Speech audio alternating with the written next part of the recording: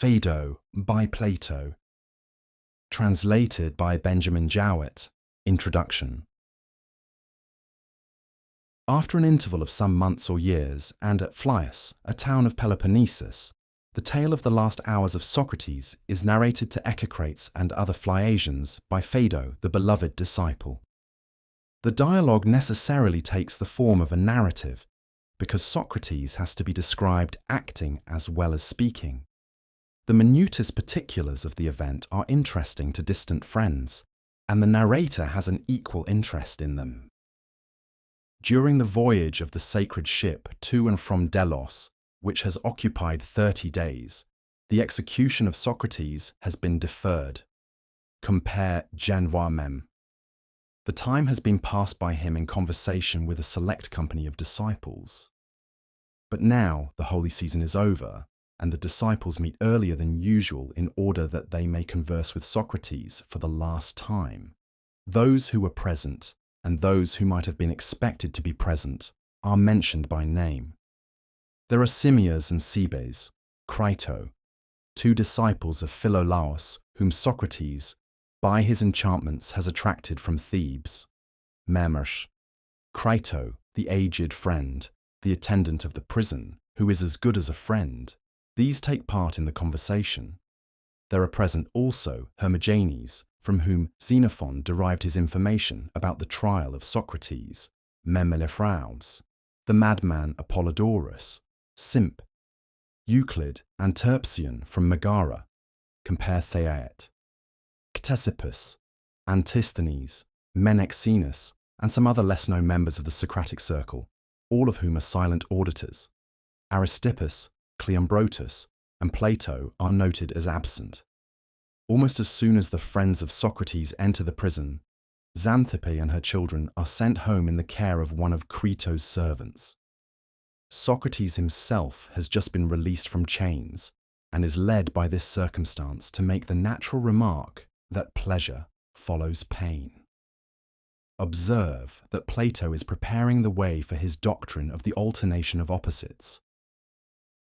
Aesop would have represented them in a fable as a two-headed creature of the gods. The mention of Aesop reminds Sabes of a question which had been asked by Evenus the poet, compare Apol.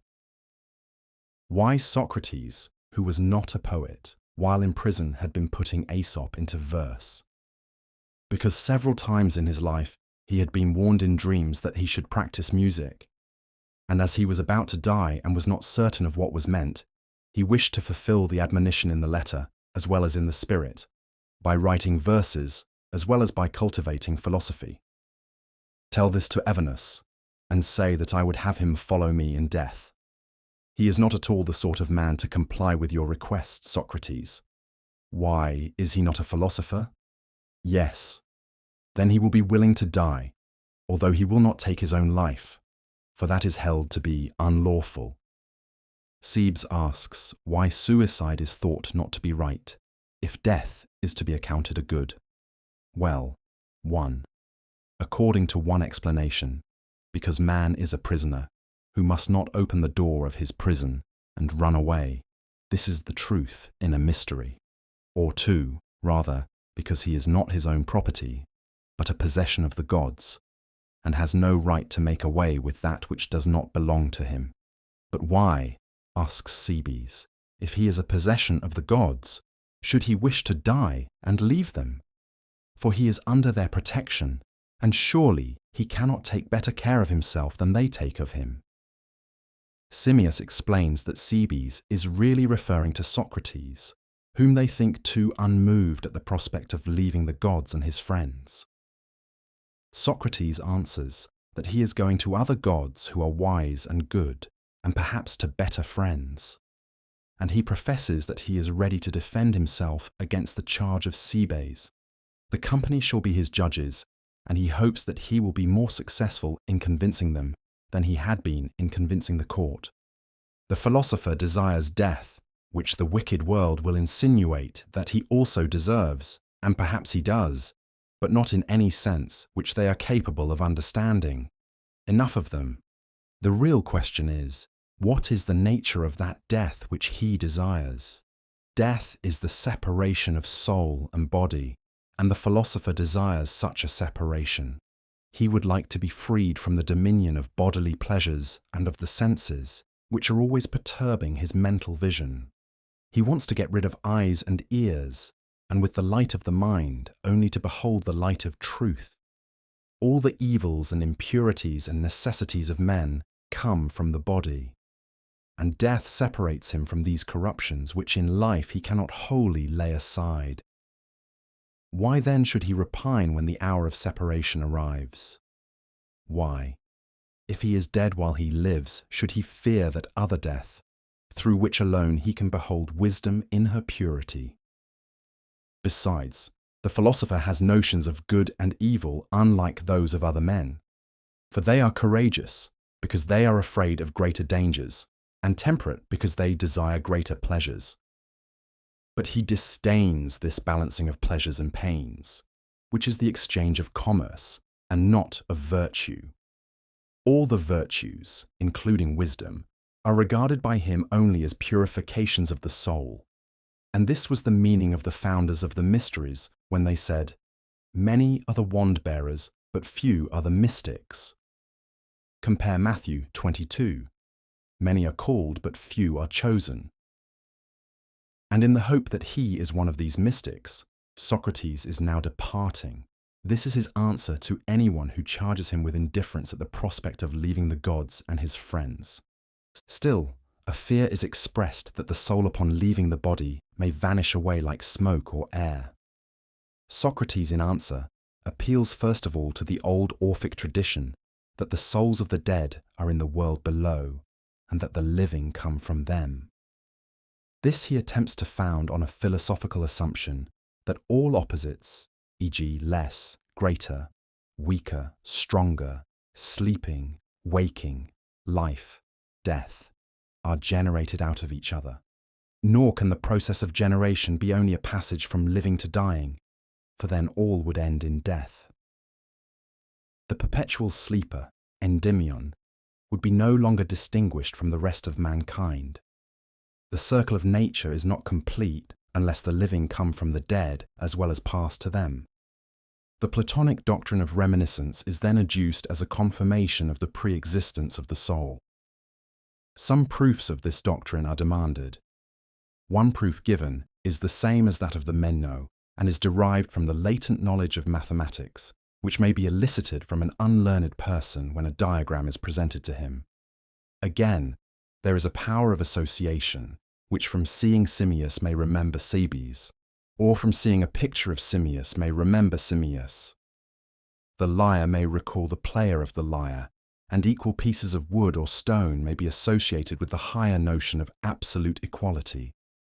But here observe that material equalities fall short of the conception of absolute equality with which they are compared, and which is the measure of them. And the measure or standard must be prior to that which is measured, the idea of equality prior to the visible equals, and if prior to them, then prior also to the perceptions of the senses which recall them, and therefore either given before birth or at birth. But all men have not this knowledge, nor have any without a process of reminiscence, which is a proof that it is not innate or given at birth, unless indeed it was given and taken away at the same instant. But if not given to men in birth, it must have been given before birth. This is the only alternative which remains. And if we had ideas in a former state, then our souls must have existed and must have had intelligence in a former state. The pre-existence of the soul stands or falls with the doctrine of ideas. It is objected by Simmias and Cebes that these arguments only prove a former and not a future existence.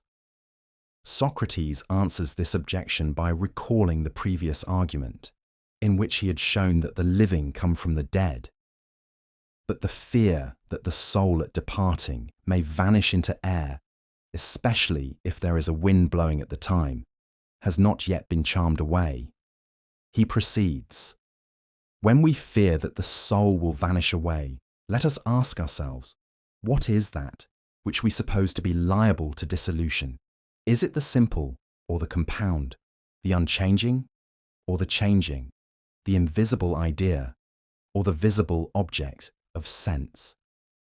Clearly the latter, and not the former, and therefore not the soul, which in her own pure thought is unchangeable, and only when using the senses descends into the region of change. Again, the soul commands, the body serves. In this respect too, the soul is akin to the divine, and the body to the mortal. And in every point of view, the soul is the image of divinity and immortality, and the body of the human and mortal. And whereas the body is liable to speedy dissolution, the soul is almost, if not quite, indissoluble. Compare Tim. Yet even the body may be preserved for ages by the embalmer's art. How unlikely, then, that the soul will perish and be dissipated into air while on her way to the good and wise God. She has been gathered into herself, holding aloof from the body and practicing death all her life long, and she is now finally released from the errors and follies and passions of men, and forever dwells in the company of the gods. But the soul, which is polluted and engrossed by the corporeal, and has no eye except that of the senses, and is weighed down by the bodily appetites, cannot attain to this abstraction. In her fear of the world below, she lingers about the sepulchre, loath to leave the body which she loved, a ghostly apparition, saturated with sense, and therefore visible. At length, entering into some animal of a nature congenial to her former life of sensuality or violence, she takes the form of an ass, a wolf, or a kite. And of these earthly souls, the happiest are those who have practiced virtue without philosophy. They are allowed to pass into gentle and social natures, such as bees and ants. Compare Republic, Meno. But only the philosopher who departs pure is permitted to enter the company of the gods. Compare Phaedo. This is the reason why he abstains from fleshly lusts, and not because he fears loss or disgrace, which is the motive of other men. He too has been a captive, and the willing agent of his own captivity. But philosophy has spoken to him, and he has heard her voice. She has gently entreated him, and brought him out of the miry clay, and purged away the mists of passion and the illusions of sense which envelop him. His soul has escaped from the influence of pleasures and pains, which are like nails fastening her to the body. To that prison house she will not return, and therefore she abstains from bodily pleasures, not from a desire of having more or greater ones, but because she knows that only when calm and free from the dominion of the body can she behold the light of truth.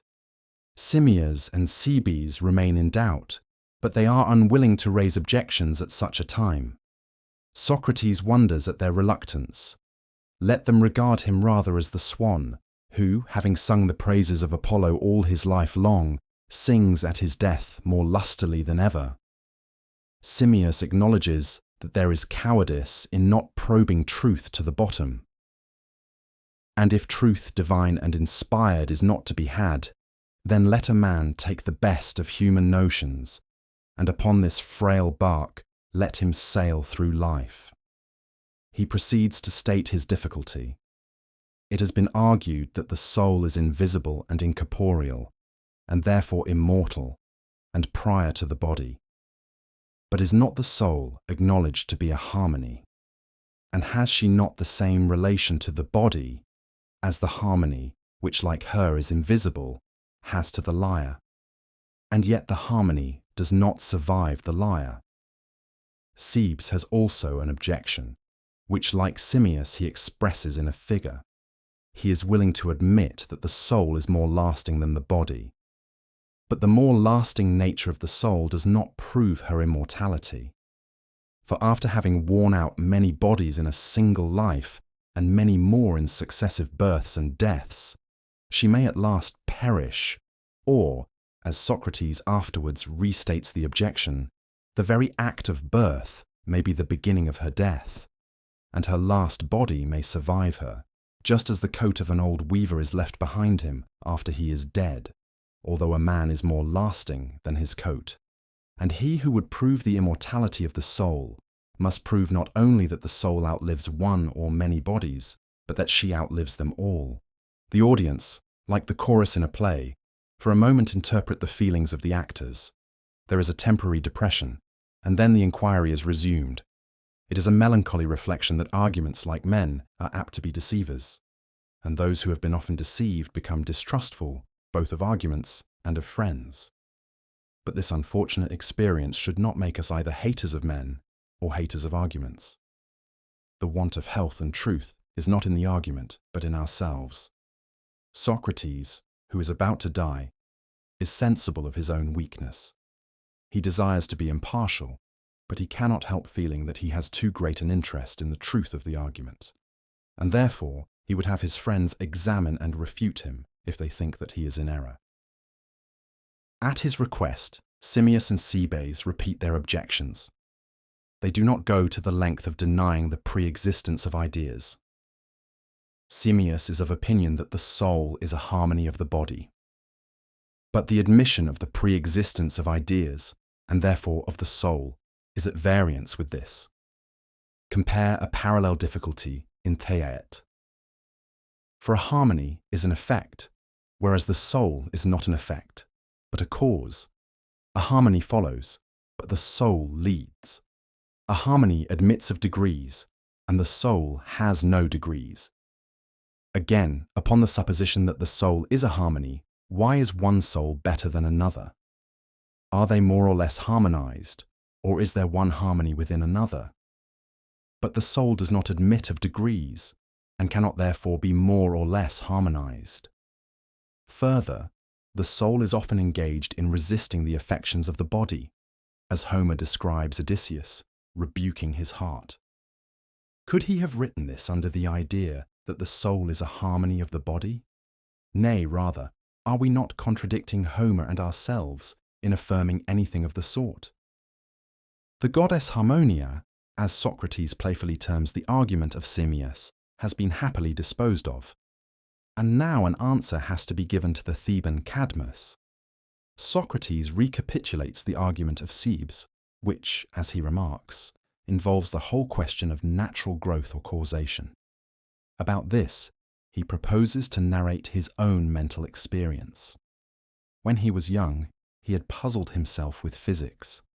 He had inquired into the growth and decay of animals and the origin of thought, until at last he began to doubt the self-evident fact that growth is the result of eating and drinking. And so he arrived at the conclusion that he was not meant for such inquiries. Nor was he less perplexed with notions of comparison and number. At first, he had imagined himself to understand differences of greater and less, and to know that 10 is 2 more than 8, and the like. But now those very notions appeared to him to contain a contradiction. For how can 1 be divided into 2, or 2 be compounded into 1? These are difficulties which Socrates cannot answer. Of generation and destruction he knows nothing, but he has a confused notion of another method in which matters of this sort are to be investigated. Compare Republic, Charm. Then he heard someone reading out of a book of Anaxagoras that mind is the cause of all things. And he said to himself, if mind is the cause of all things, surely mind must dispose them all for the best. The new teacher will show me this order of the best, in man and nature. How great had been his hopes, and how great his disappointment. For he found that his new friend was anything but consistent in his use of mind as a cause, and that he soon introduced winds, waters, and other eccentric notions. Compare Aristoteles. Metaph. It was as if a person had said that Socrates is sitting here because he is made up of bones and muscles, instead of telling the true reason, that he is here because the Athenians have thought good to sentence him to death, and he has thought good to await his sentence. Had his bones and muscles been left by him to their own ideas of right, they would long ago have taken themselves off. But surely there is a great confusion of the cause and condition in all this, and this confusion also leads people into all sorts of erroneous theories about the position and motions of the earth. None of them know how much stronger than any atlas is the power of the best. But this best is still undiscovered, and in inquiring after the cause, we can only hope to attain the second best. Now there is a danger in the contemplation of the nature of things, as there is a danger in looking at the sun during an eclipse, unless the precaution is taken of looking only at the image reflected in the water or in a glass. Compare Laws, Republic. I was afraid, says Socrates, that I might injure the eye of the soul. I thought that I had better return to the old and safe method of ideas, though I do not mean to say that he who contemplates existence through the medium of ideas sees only through a glass darkly, any more than he who contemplates actual effects. If the existence of ideas is granted to him, Socrates is of opinion that he will then have no difficulty in proving the immortality of the soul. He will only ask for a further admission that beauty is the cause of the beautiful, greatness the cause of the great, smallness of the small, and so on of other things. This is a safe and simple answer, which escapes the contradictions of greater and less, greater by reason of that which is smaller, of addition and subtraction, and the other difficulties of relation. These subtleties he is for leaving to wiser heads than his own. He prefers to test ideas by the consistency of their consequences, and, if asked to give an account of them, goes back to some higher idea or hypothesis which appears to him to be the best, until at last he arrives at a resting place. Republic, Philippines. The doctrine of ideas, which has long ago received the assent of the Socratic circle, is now affirmed by the Phaedo auditor to command the assent of any man of sense. The narrative is continued. Socrates is desirous of explaining how opposite ideas may appear to coexist, but do not really coexist in the same thing or person. For example, Simmias may be said to have greatness and also smallness, because he is greater than Socrates and less than Phaedo, and yet Simmias is not really great and also small, but only when compared to Phaedo and Socrates. I use the illustration, says Socrates, because I want to show you not only that ideal opposites exclude one another, but also the opposites in us. I, for example, having the attribute of smallness, remains small and cannot become great. The smallness which is in me drives out greatness. One of the company here remarked that this was inconsistent with the old assertion that opposites generated opposites. But that, replies Socrates, was affirmed not of opposite ideas either in us or in nature, but of opposition in the concrete, not of life and death, but of individuals living and dying. When this objection has been removed, Socrates proceeds. This doctrine of the mutual exclusion of opposites is not only true of the opposites themselves, but of things which are inseparable from them. For example, cold and heat are opposed, and fire, which is inseparable from heat, cannot coexist with cold, or snow, which is inseparable from cold, with heat. Again, the number 3 excludes the number 4, because 3 is an odd number, and 4 is an even number, and the odd is opposed to the even. Thus, we are able to proceed a step beyond the safe and simple answer. We may say not only that the odd excludes the even, but that the number 3, which participates in oddness, excludes the even. And in like manner, not only does life exclude death, but the soul, of which life is the inseparable attribute, also excludes death. And that of which life is the inseparable attribute is by the force of the terms imperishable. If the odd principle were imperishable, then the number 3 would not perish but remove on the approach of the even principle. But the immortal is imperishable, and therefore the soul on the approach of death does not perish but removes. Thus, all objections appear to be finally silenced, and now the application has to be made. If the soul is immortal, what manner of persons ought we to be? Having regard not only to time, but to eternity. For death is not the end of all, and the wicked is not released from his evil by death.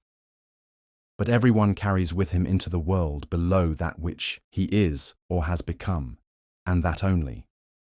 For after death the soul is carried away to judgment, and when she has received her punishment, returns to earth in the course of ages.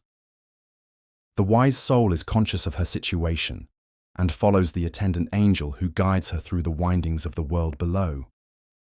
But the impure soul wanders hither and thither, without companion or guide, and is carried at last to her own place, as the pure soul is also carried away to hers. In order that you may understand this, I must first describe to you the nature and conformation of the earth. Now, the whole earth is a globe placed in the center of the heavens, and is maintained there by the perfection of balance. That which we call the earth is only one of many small hollows, wherein collect the mists and waters and the thick lower air. But the true earth is above, and is in a finer and subtler element. And if, like birds, we could fly to the surface of the air, in the same manner that fishes come to the top of the sea, then we should behold the true earth and the true heaven and the true stars. Our earth is everywhere corrupted and corroded, and even the land which is fairer than the sea, for that is a mere chaos or waste of water and mud and sand, has nothing to show in comparison of the other world. But the heavenly earth is of divers colours, sparkling with jewels brighter than gold, and whiter than any snow, having flowers and fruits innumerable. And the inhabitants dwell some on the shore of the sea of air, others in islets of the blessed. And they hold converse with the gods, and behold the sun, moon, and stars as they truly are, and their other blessedness is of a piece with this. The hollows on the surface of the globe vary in size and shape from that which we inhabit, but all are connected by passages and perforations in the interior of the earth. And there is one huge chasm or opening called Tartarus, into which streams of fire and water and liquid mud are ever flowing. Of these small portions find their way to the surface and form seas and rivers and volcanoes. There is a perpetual inhalation and exhalation of the air rising and falling as the waters pass into the depths of the earth and return again, in their course forming lakes and rivers, but never descending below the center of the earth. For on either side, the rivers flowing either way are stopped by a precipice. These rivers are many and mighty, and there are four principal ones: Oceanus, Acheron, Pyriphlegethon, and Cocytus. Oceanus is the river which encircles the earth. Acheron takes an opposite direction, and after flowing under the earth through desert places, at last reaches the Acherusian lake. This is the river at which the souls of the dead await their return to earth. Pyriphlegethon is a stream of fire, which coils around the earth and flows into the depths of Tartarus. The fourth river, Cocytus, is that which is called by the poets the Stygian river, and passes into and forms the lake Styx, from the waters of which it gains new and strange powers. This river too falls into Tartarus. The dead are first of all judged according to their deeds, and those who are incurable are thrust into Tartarus, from which they never come out. Those who have only committed venial sins are first purified of them, and then rewarded for the good which they have done. Those who have committed crimes, great indeed, but not unpardonable, are thrust into Tartarus, but are cast forth at the end of a year by way of Pyriphlegethon or Cocytus, and these carry them as far as the Acherusian lake, where they call upon their victims to let them come out of the rivers into the lake. And if they prevail, then they are let out and their sufferings cease. If not, they are borne unceasingly into Tartarus and back again, until they at last obtain mercy. The pure souls also receive their reward, and have their abode in the upper earth, and a select few in still fairer mansions. Socrates is not prepared to insist on the literal accuracy of this description, but he is confident that something of the kind is true. He who has sought after the pleasures of knowledge and rejected the pleasures of the body has reason to be of good hope at the approach of death, whose voice is already speaking to him, and who will one day be heard calling all men. The hour has come at which he must drink the poison, and not much remains to be done. How shall they bury him? That is a question which he refuses to entertain, for they are burying not him, but his dead body. His friends had once been sureties that he would remain, and they shall now be sureties that he has run away.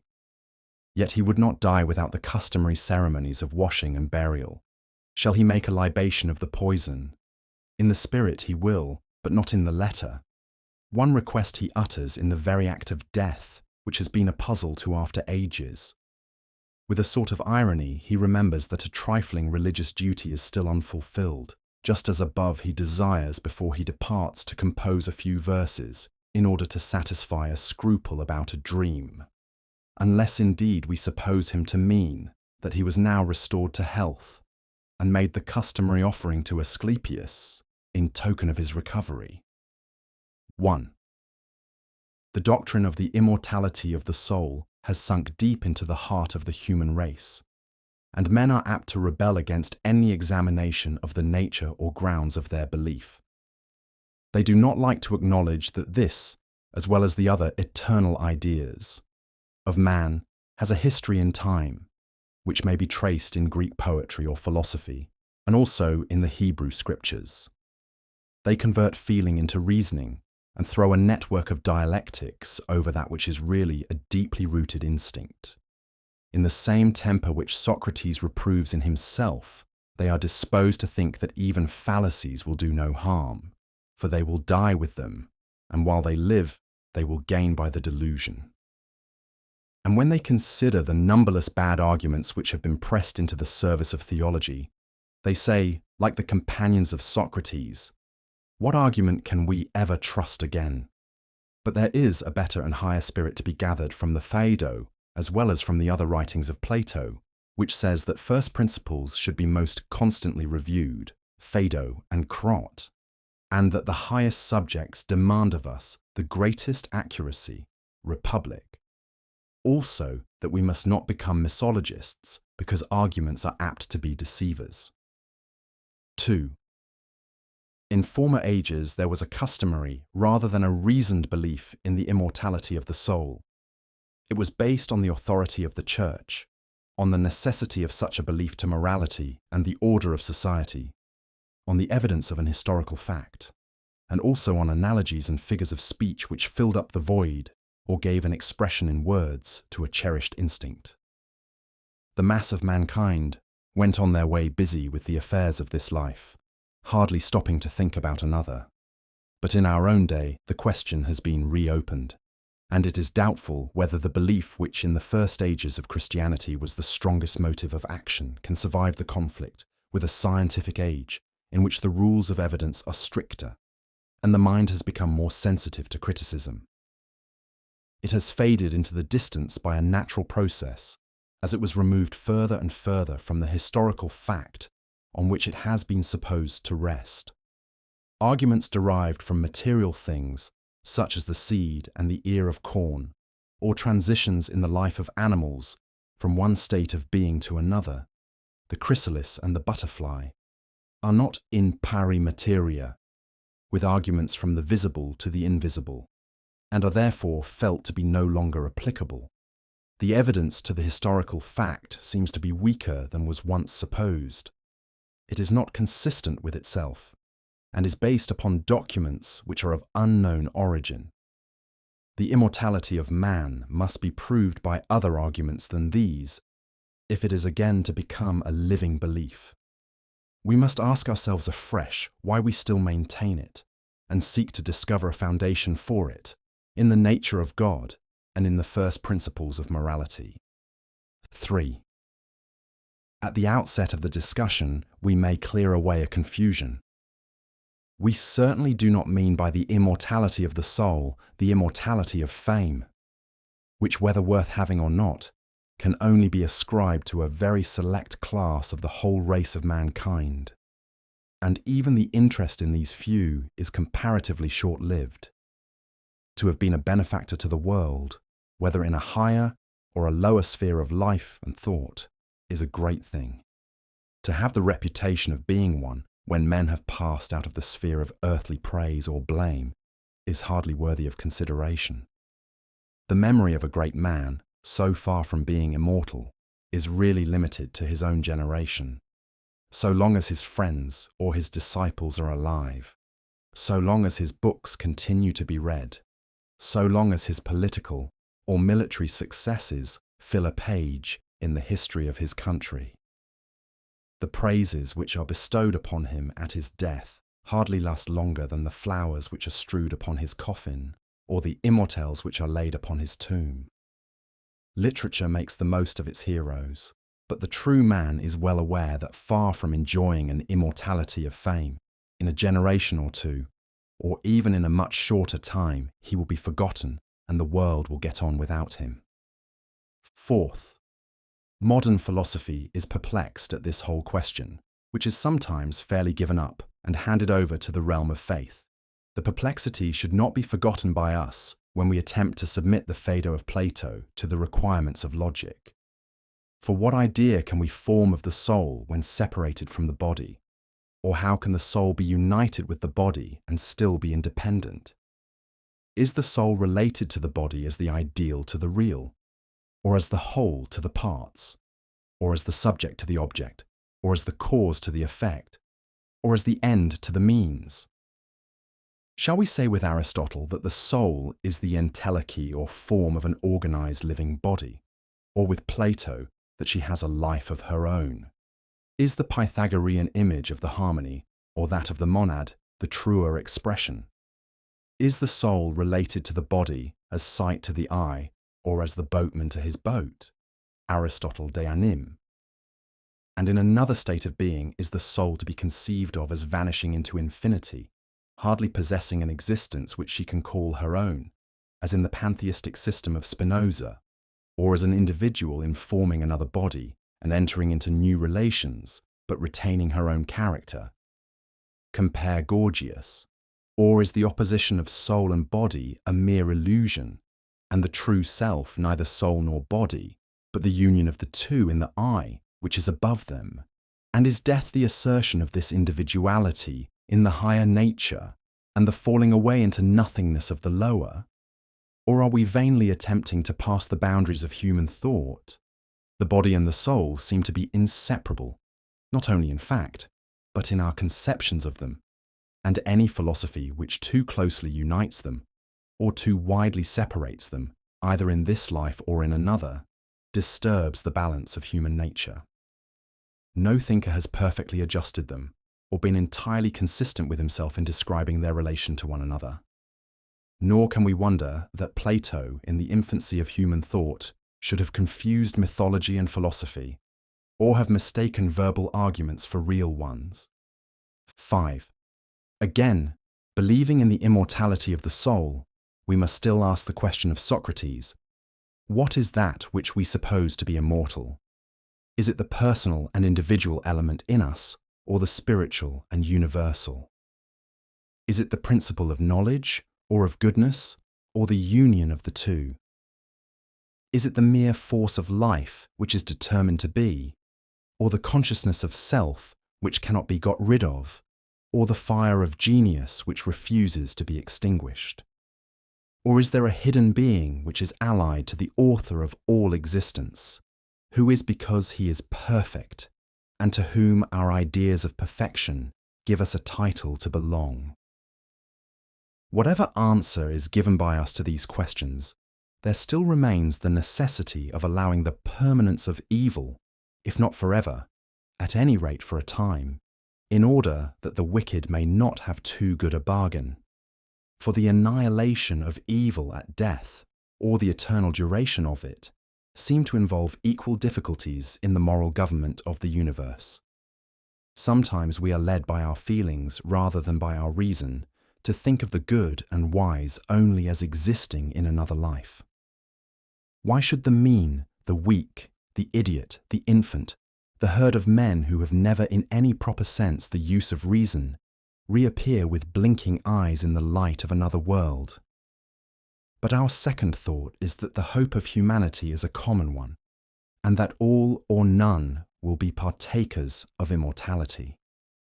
Reason does not allow us to suppose that we have any greater claims than others, and experience may often reveal to us unexpected flashes of the higher nature in those whom we had despised. Why should the wicked suffer any more than ourselves? Had we been placed in their circumstances, should we have been any better than they? The worst of men are objects of pity rather than of anger to the philanthropist. Must they not be equally such to divine benevolence, even more than the good they have need of another life? Not that they may be punished, but that they may be educated. These are a few of the reflections which arise in our minds when we attempt to assign any form to our conceptions of a future state.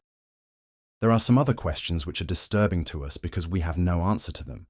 What is to become of the animals in a future state? Have we not seen dogs more faithful and intelligent than men? And men who are more stupid and brutal than any animals? Does their life cease at death? Or is there some better thing reserved also for them? They may be said to have a shadow or imitation of morality, and imperfect moral claims upon the benevolence of man and upon the justice of God. We cannot think of the least or lowest of them, the insect, the bird, the inhabitants of the sea or the desert, as having any place in a future world, and if not all, why should those who are specially attached to man be deemed worthy of any exceptional privilege? When we reason about such a subject, almost at once we degenerate into nonsense. It is a passing thought which has no real hold on the mind. We may argue for the existence of animals in a future state from the attributes of God, or from texts of Scripture. Are not 2 sparrows sold for 1 farthing, etc. But the truth is that we are only filling up the void of another world with our own fancies. Again, we often talk about the origin of evil, that great bugbear of theologians, by which they frighten us into believing any superstition. What answer can be made to the old commonplace? Is not God the author of evil, if he knowingly permitted, but could have prevented it? Even if we assume that the inequalities of this life are rectified by some transposition of human beings in another, still the existence of the very least evil, if it could have been avoided, seems to be at variance with the love and justice of God. And so we arrive at the conclusion that we are carrying logic too far, and that the attempt to frame the world according to a rule of divine perfection is opposed to experience and had better be given up. The case of the animals is our own. We must admit that the divine being, although perfect himself, has placed us in a state of life in which we may work together with him for good. But we are very far from having attained to it. 6. Again, ideas must be given through something, and we are always prone to argue about the soul from analogies of outward things which may serve to embody our thoughts, but are also partly delusive, for we cannot reason from the natural to the spiritual, or from the outward to the inward. The progress of physiological science, without bringing us nearer to the great secret, has tended to remove some erroneous notions respecting the relations of body and mind, and in this we have the advantage of the ancients. But no one imagines that any seed of immortality is to be discerned in our mortal frames. Most people have been content to rest their belief in another life on the agreement of the more enlightened part of mankind, and on the inseparable connection of such a doctrine with the existence of a God. Also, in a less degree, on the impossibility of doubting about the continued existence of those whom we love and reverence in this world. And after all has been said, the figure, the analogy, the argument are felt to be only approximations in different forms to an expression of the common sentiment of the human heart. That we shall live again is far more certain than that we shall take any particular form of life. 7. When we speak of the immortality of the soul, we must ask further what we mean by the word immortality. For of the duration of a living being in countless ages we can form no conception, far less than a 3-year-old child of the whole of life. The naked eye might as well try to see the furthest star in the infinity of heaven. Whether time and space really exist when we take away the limits of them may be doubted. At any rate, the thought of them when unlimited are so overwhelming to us as to lose all distinctness. Philosophers have spoken of them as forms of the human mind, but what is the mind without them, as then infinite time, or an existence out of time, which are the only possible explanations of eternal duration, are equally inconceivable to us. Let us substitute for them 100 or 1,000 years after death, and ask not what will be our employment in eternity, but what will happen to us in that definite portion of time, or what is now happening to those who passed out of life 100 or 1,000 years ago. Do we imagine that the wicked are suffering torments, or that the good are singing the praises of God during a period longer than that of a whole life, or of 10 lives of men? Is the suffering physical or mental? And does the worship of God consist only of praise or of many forms of service? Who are the wicked and who are the good, whom we venture to divide by a hard and fast line? And in which of the two classes should we place ourselves and our friends? May we not suspect that we are making differences of kind, because we are unable to imagine differences of degree, putting the whole human race into heaven or hell for the greater convenience of logical division? Are we not at the same time describing them both in superlatives, only that we may satisfy the demands of rhetoric? What is that pain which does not become deadened after 1,000 years? Or what is the nature of that pleasure or happiness which never wearies by monotony? Earthly pleasures and pains are short in proportion as they are keen. Of any others which are both intense and lasting, we have no experience and can form no idea. The words or figures of speech which we use are not consistent with themselves.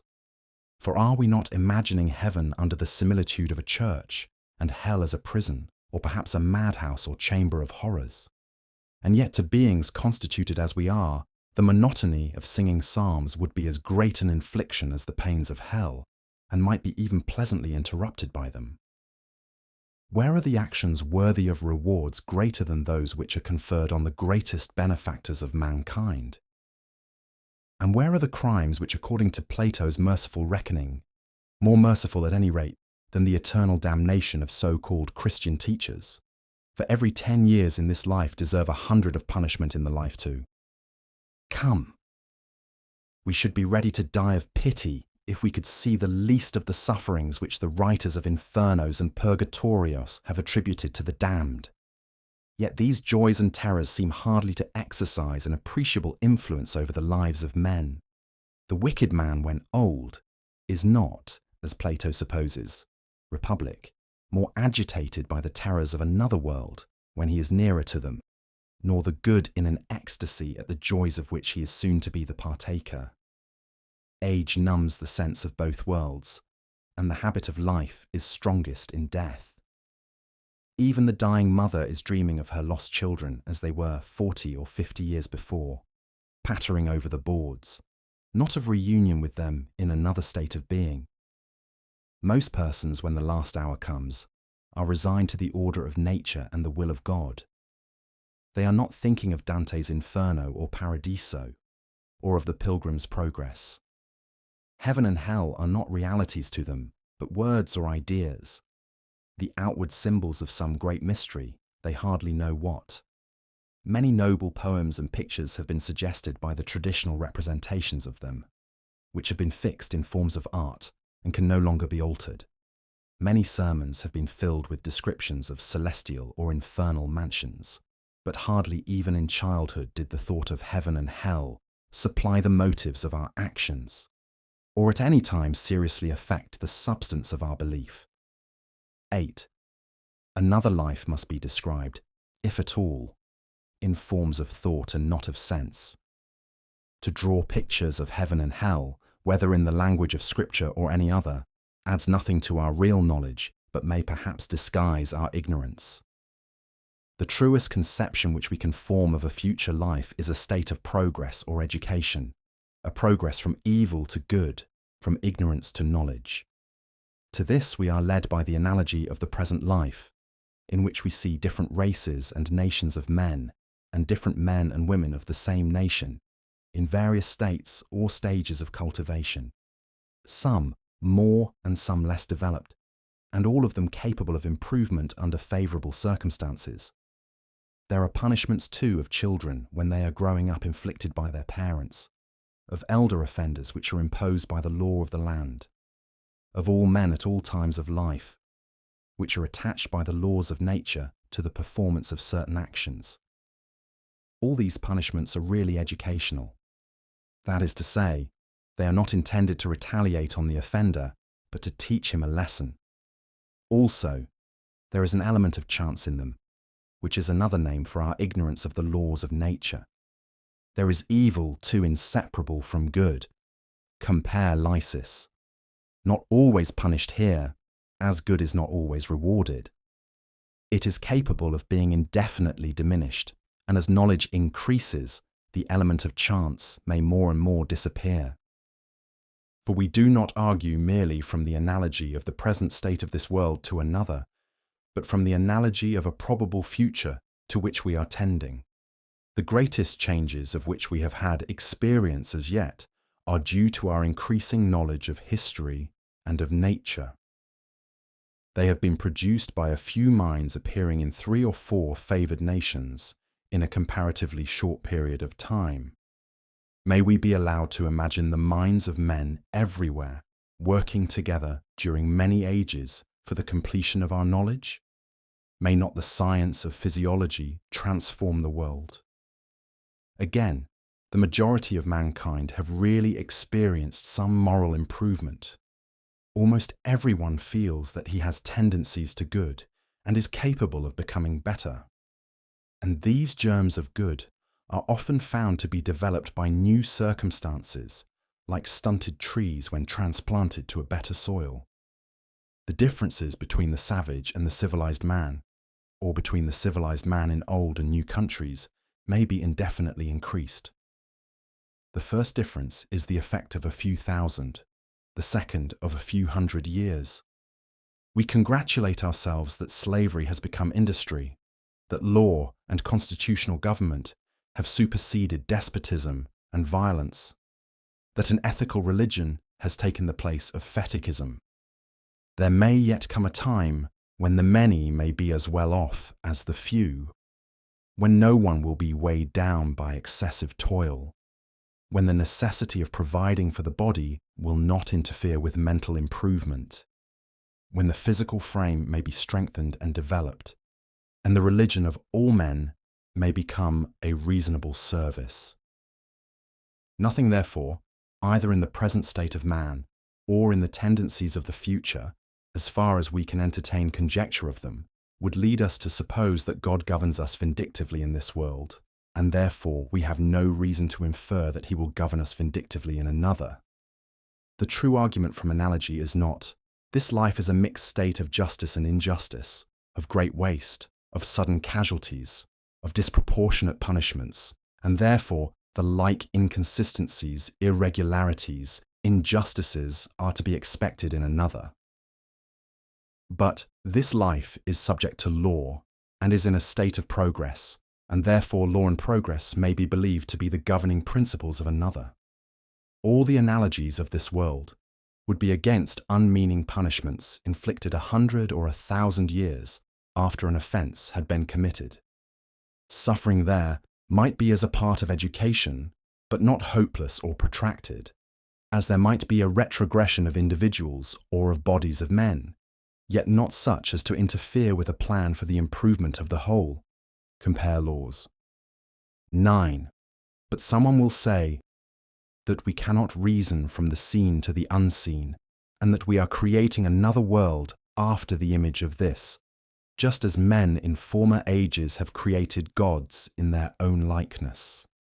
And we, like the companions of Socrates, may feel discouraged at hearing our favourite argument from analogy thus summarily disposed of. Like himself, too, we may adduce other arguments in which he seems to have anticipated us, though he expresses them in different language. For we feel that the soul partakes of the ideal and invisible, and can never fall into the error of confusing the external circumstances of man with his higher self, or his origin with his nature. It is as repugnant to us as it was to him to imagine that our moral ideas are to be attributed only to cerebral forces. The value of a human soul, like the value of a man's life to himself, is inestimable, and cannot be reckoned in earthly or material things. The human being alone has the consciousness of truth and justice and love, which is the consciousness of God. And the soul, becoming more conscious of these, becomes more conscious of her own immortality. The 10th, the last ground of our belief in immortality, and the strongest, is the perfection of the divine nature. The mere fact of the existence of God does not tend to show the continued existence of man. An evil God or an indifferent God might have had the power, but not the will, to preserve us. He might have regarded us as fitted to minister to his service by a succession of existences, like the animals, without attributing to each soul an incomparable value. But if he is perfect, he must will that all rational beings should partake of that perfection which he himself is. In the words of the Timaeus, he is good, and therefore he desires that all other things should be as like himself as possible. And the manner in which he accomplishes this is by permitting evil, or rather degrees of good, which are otherwise called evil. For all progress is good relatively to the past, and yet may be comparatively evil when regarded in the light of the future. Good and evil are relative terms, and degrees of evil are merely the negative aspect of degrees of good. Of the absolute goodness of any finite nature, we can form no conception. We are all of us in process of transition from one degree of good or evil to another. The difficulties which are urged about the origin or existence of evil are mere dialectical puzzles, standing in the same relation to Christian philosophy as the puzzles of the Cynics and Megarians to the philosophy of Plato. They arise out of the tendency of the human mind to regard good and evil both as relative and absolute, just as the riddles about motion are to be explained by the double conception of space or matter, which the human mind has the power of regarding either as continuous or discrete. In speaking of divine perfection, we mean to say that God is just and true and loving, the author of order and not of disorder, of good and not of evil. Or rather, that he is justice, that he is truth, that he is love, that he is order, that he is the very progress of which we were speaking, and that wherever these qualities are present, whether in the human soul or in the order of nature, there is God. We might still see him everywhere, if we had not been mistakenly seeking for him apart from us, instead of in us, away from the laws of nature, instead of in them, and we become united to him, not by mystical absorption, but by partaking, whether consciously or unconsciously, of that truth and justice and love which he himself is. Thus, the belief in the immortality of the soul rests at last on the belief in God. If there is a good and wise God, then there is a progress of mankind towards perfection. And if there is no progress of men towards perfection, then there is no good and wise God. We cannot suppose that the moral government of God, of which we see the beginnings in the world and in ourselves, will cease when we pass out of life. 11th. Considering the feebleness of the human faculties and the uncertainty of the subject, we are inclined to believe that the fewer our words the better. At the approach of death there is not much said. Good men are too honest to go out of the world professing more than they know. There is perhaps no important subject about which, at any time, even religious people speak so little to one another. In the fullness of life, the thought of death is mostly awakened by the sight or recollection of the death of others rather than by the prospect of our own. We must also acknowledge that there are degrees of the belief in immortality and many forms in which it presents itself to the mind. Some persons will say no more than that they trust in God and that they leave all to Him. It is a great part of true religion not to pretend to know more than we do. Others, when they quit this world, are comforted with the hope that they will see and know their friends in heaven. But it is better to leave them in the hands of God and to be assured that no evil shall touch them. There are others again to whom the belief in a divine personality has ceased to have any longer a meaning. Yet they are satisfied that the end of all is not here, but that something still remains to us, and some better thing for the good than for the evil. They are persuaded, in spite of their theological nihilism, that the ideas of justice and truth and holiness and love are realities. They cherish an enthusiastic devotion to the first principles of morality. Through these they see, or seem to see, darkly and in a figure, that the soul is immortal. But besides differences of theological opinion, which must ever prevail about things unseen, the hope of immortality is weaker or stronger in men at one time of life than at another. It even varies from day to day. It comes and goes. The mind, like the sky, is apt to be overclouded. Other generations of men may have sometimes lived under an eclipse of faith. To us, the total disappearance of it might be compared to the sun falling from heaven. And we may sometimes have to begin again and acquire the belief for ourselves, or to win it back again when it is lost. It is really weakest in the hour of death. For nature, like a kind mother or nurse, lays us to sleep without frightening us. Physicians, who are the witnesses of such scenes, say that under ordinary circumstances there is no fear of the future. Often, as Plato tells us, death is accompanied with pleasure. Tim. When the end is still uncertain, the cry of many a one has been, "Pray that I may be taken." The last thoughts even of the best men depend chiefly on the accidents of their bodily state. Pain soon overpowers the desire of life. Old age, like the child, is laid to sleep almost in a moment. The long experience of life will often destroy the interest which mankind have in it. So various are the feelings with which different persons draw near to death, and still more various the forms in which imagination clothes it. For this alternation of feeling, compare the Old Testament, Psalm 6, Isaiah, Eccles and the 12th. When we think of God and of man in his relation to God, of the imperfection of our present state, and yet of the progress which is observable in the history of the world and of the human mind, of the depth and power of our moral ideas, which seem to partake of the very nature of God himself, when we consider the contrast between the physical laws to which we are subject and the higher law which raises us above them and is yet a part of them, when we reflect on our capacity of becoming the spectators of all time and all existence, and of framing in our own minds the ideal of a perfect being, when we see how the human mind in all the higher religions of the world, including Buddhism, notwithstanding some aberrations, has tended towards such a belief, we have reason to think that our destiny is different from that of animals. And though we cannot altogether shut out the childish fear that the soul, upon leaving the body, may vanish into thin air, we have still, so far as the nature of the subject admits, a hope of immortality with which we comfort ourselves on sufficient grounds. The denial of the belief takes the heart out of human life. It lowers men to the level of the material.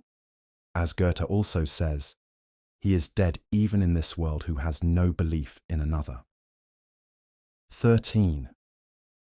It is well also that we should sometimes think of the forms of thought under which the idea of immortality is most naturally presented to us.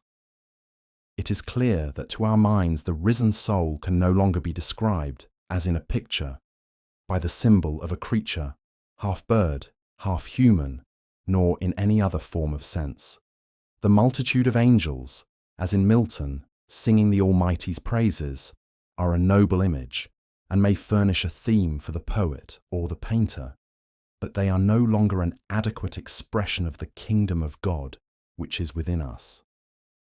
Neither is there any mansion in this world or another in which the departed can be imagined to dwell and carry on their occupations.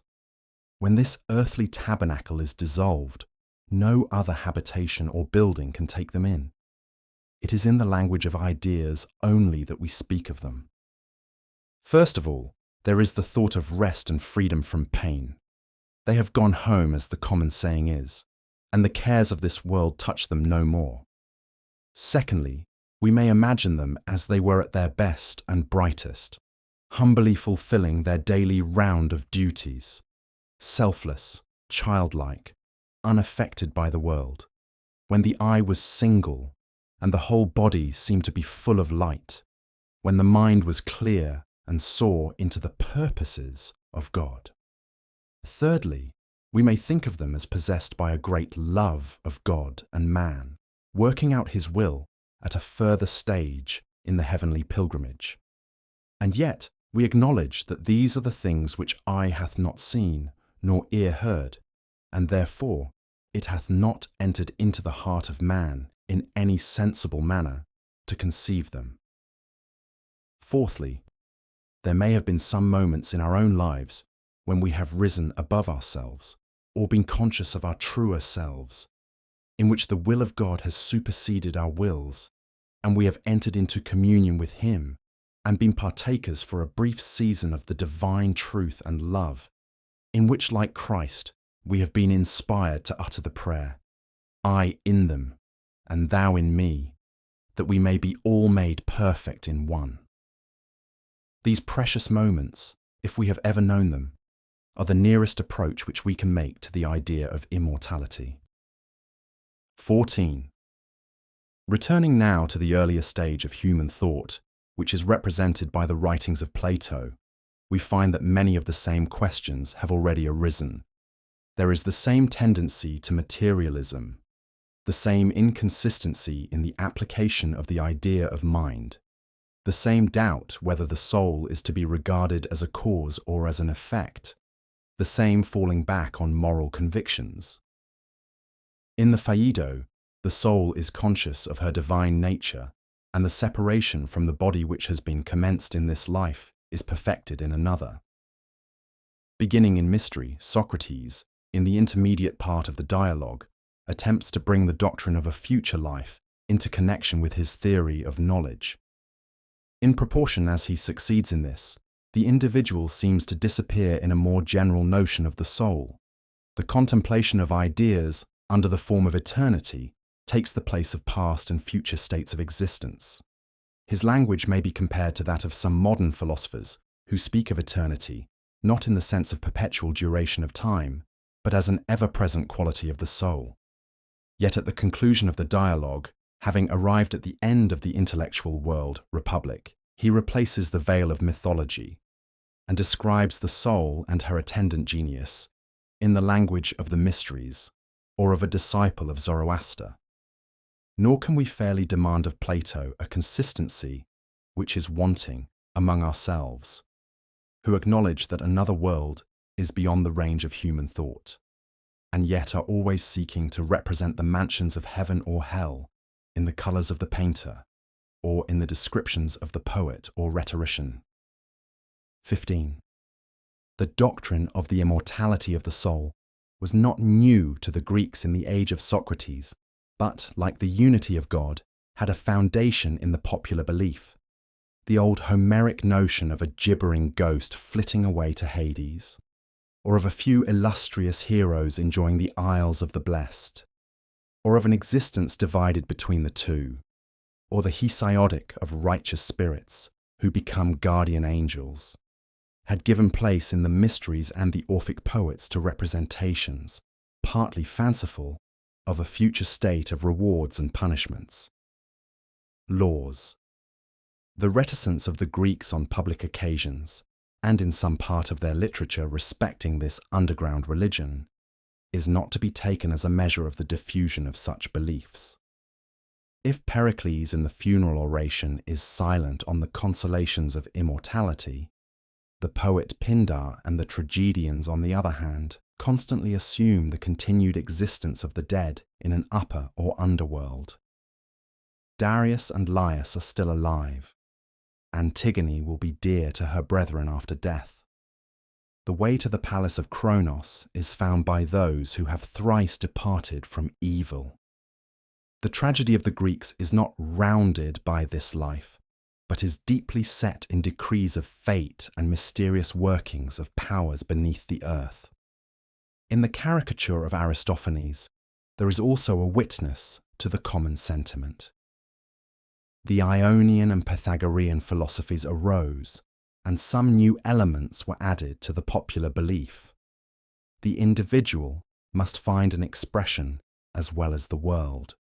Either the soul was supposed to exist in the form of a magnet, or of a particle of fire, or of light, or air, or water, or of a number, or of a harmony of number, or to be or have, like the stars, a principle of motion, Aristotle de Anim. At length Anaxagoras, hardly distinguishing between life and mind, or between mind human and divine, attained the pure abstraction, and this, like the other abstractions of Greek philosophy, sank deep into the human intelligence. The opposition of the intelligible and the sensible, and of God to the world, supplied an analogy which assisted in the separation of soul and body. If ideas were separable from phenomena, mind was also separable from matter. If the ideas were eternal, the mind that conceived them was eternal too. As the unity of God was more distinctly acknowledged, the conception of the human soul became more developed. The succession or alternation of life and death had occurred to Heraclitus. The Eleatic Parmenides had stumbled upon the modern thesis that thought and being are the same. The Eastern belief in transmigration defined the sense of individuality, and some, like Empedocles, fancied that the blood which they had shed in another state of being was crying against them, and that for 30,000 years they were to be fugitives and vagabonds upon the earth. The desire of recognizing a lost mother, or love, or friend in the world below, Phaedo, was a natural feeling which, in that age, as well as in every other, has given distinctness to the hope of immortality. Nor were ethical considerations wanting, partly derived from the necessity of punishing the greater sort of criminals, whom no avenging power of this world could reach. The voice of conscience, too, was heard reminding the good man that he was not altogether innocent. Republic. To these indistinct longings and fears, an expression was given in the mysteries and Orphic poets, a heap of books. Republic, passing under the names of Musaeus and Orpheus in Plato's time, were filled with notions of an underworld. 16th. Yet after all, the belief in the individuality of the soul after death had but a feeble hold on the Greek mind. Like the personality of God, the personality of man in a future state was not inseparably bound up with the reality of his existence. For the distinction between the personal and impersonal, and also between the divine and human, was far less marked to the Greek than to ourselves. And as Plato readily passes from the notion of the good to that of God, he also passes almost imperceptibly to himself and his reader from the future life of the individual soul to the eternal being of the absolute soul. There has been a clearer statement and a clearer denial of the belief in modern times than is found in early Greek philosophy, and hence the comparative silence on the whole subject which is often remarked in ancient writers, and particularly in Aristotle. For Plato and Aristotle are not further removed in their teaching about the immortality of the soul than they are in their theory of knowledge. 17. Living in an age when logic was beginning to mould human thought, Plato naturally cast his belief in immortality into a logical form. And when we consider how much the doctrine of ideas was also one of words, it is not surprising that he should have fallen into verbal fallacies. Early logic is always mistaking the truth of the form for the truth of the matter.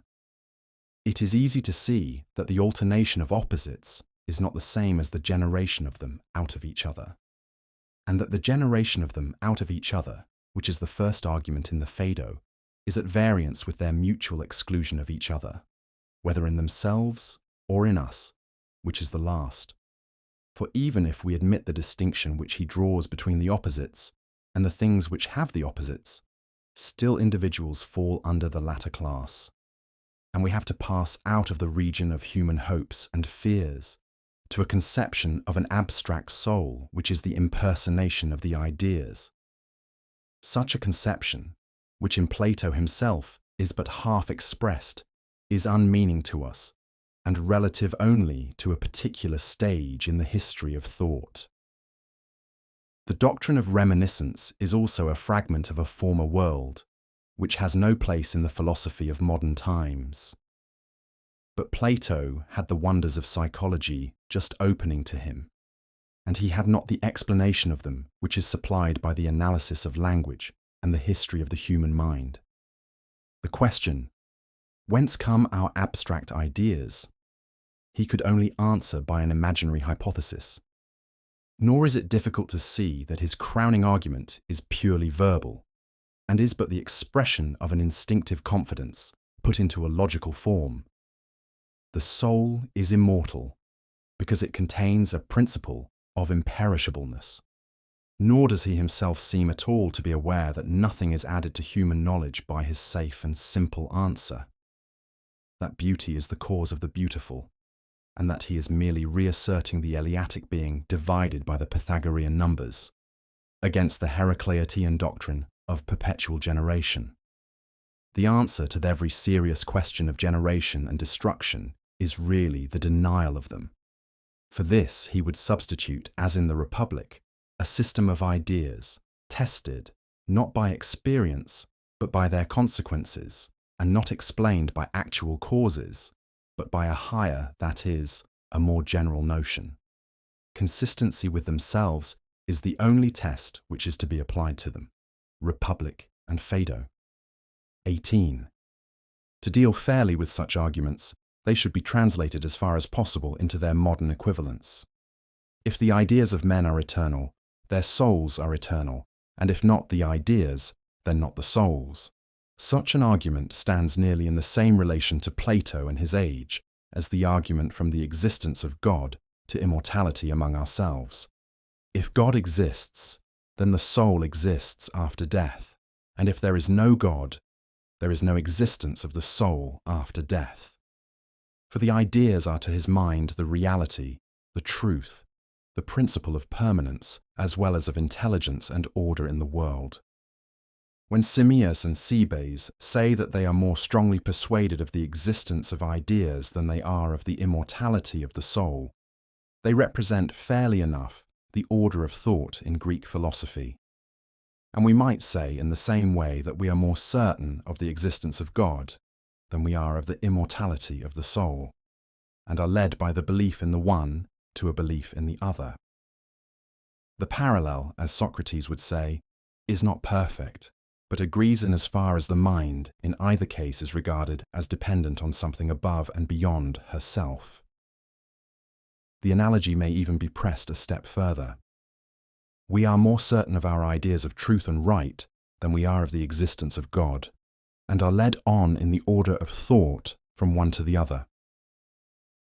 Or more correctly, the existence of right and truth is the existence of God, and can never for a moment be separated from him.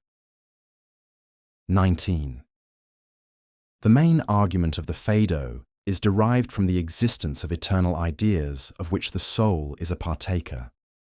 The other argument of the alternation of opposites is replaced by this, and there have not been wanting philosophers of the idealist school who have imagined that the doctrine of the immortality of the soul is a theory of knowledge, and that in what has preceded Plato is accommodating himself to the popular belief. Such a view can only be elicited from the Phaedo by what may be termed the transcendental method of interpretation, and is obviously inconsistent with the Gorgias and the Republic. Those who maintain it are immediately compelled to renounce the shadow which they have grasped as a play of words only.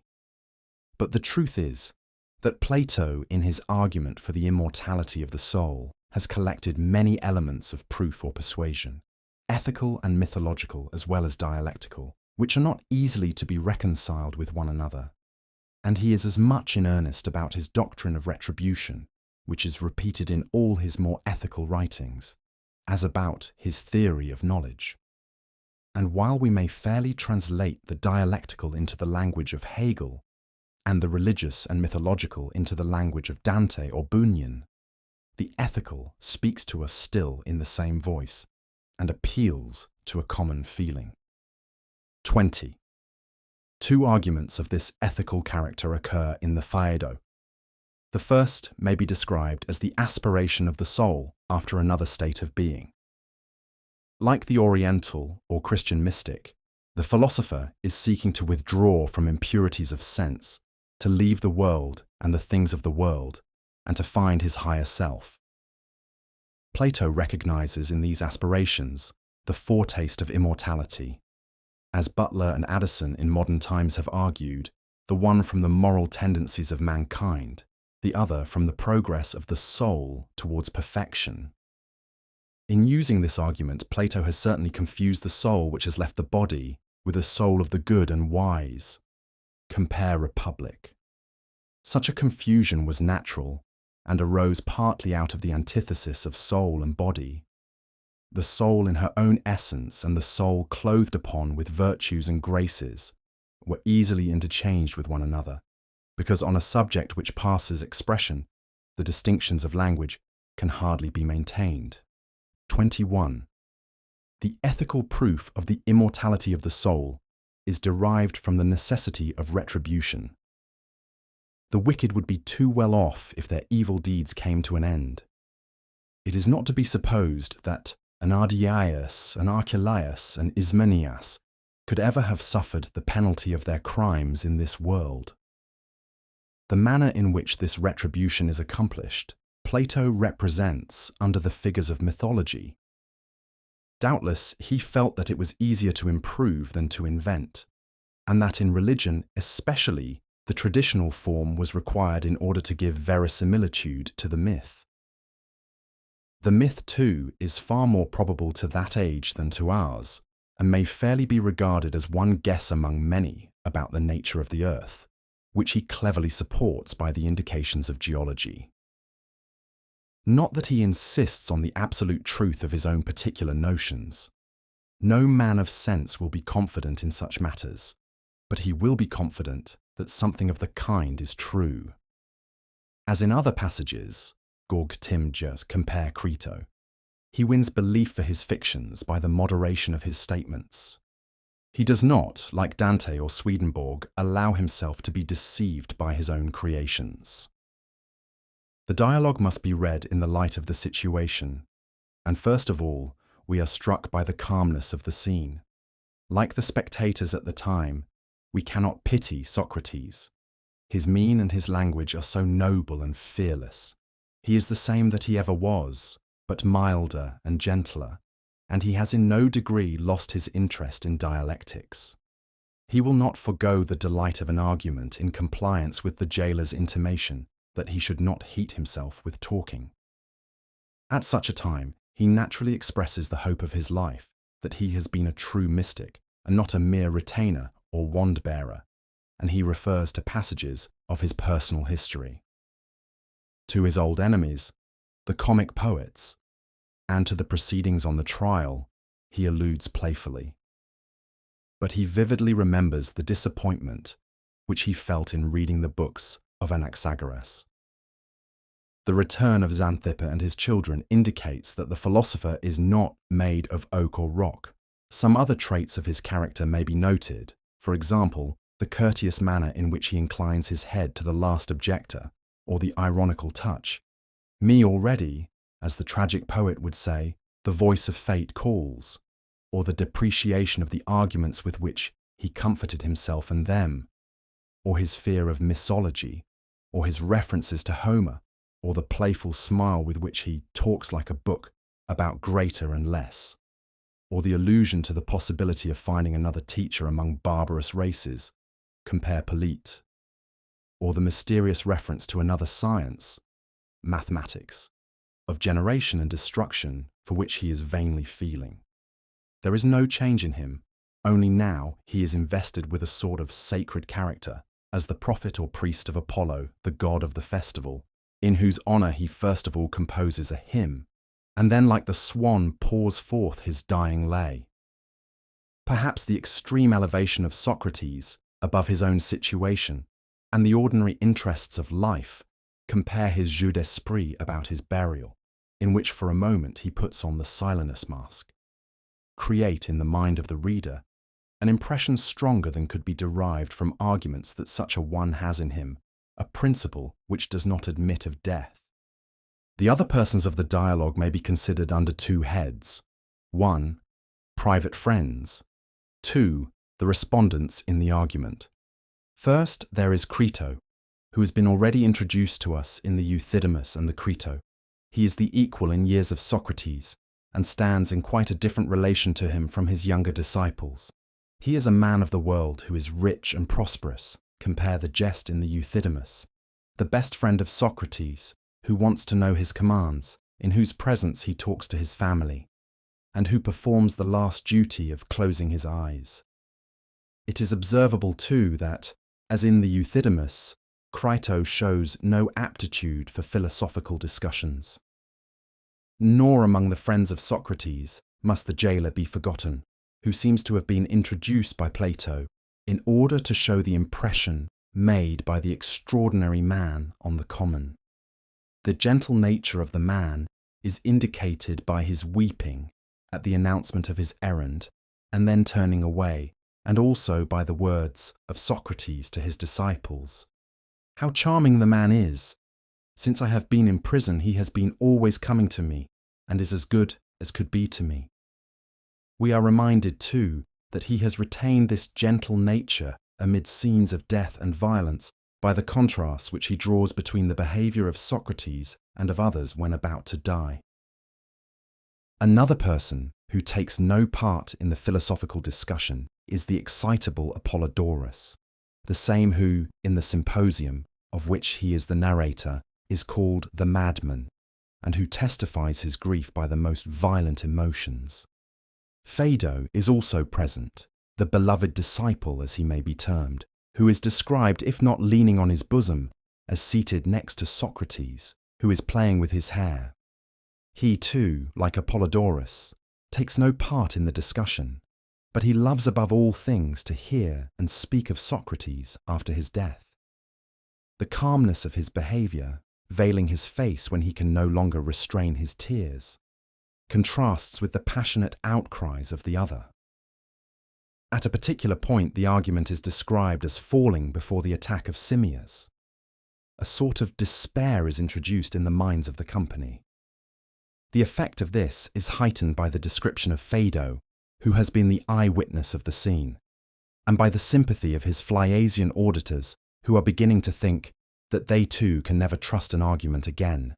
And the intense interest of the company is communicated not only to the first auditors, but to us, who in a distant country read the narrative of their emotions after more than 2,000 years have passed away. The two principal interlocutors are Simmias and Cebes, the disciples of Philolaus, the Pythagorean philosopher of Thebes.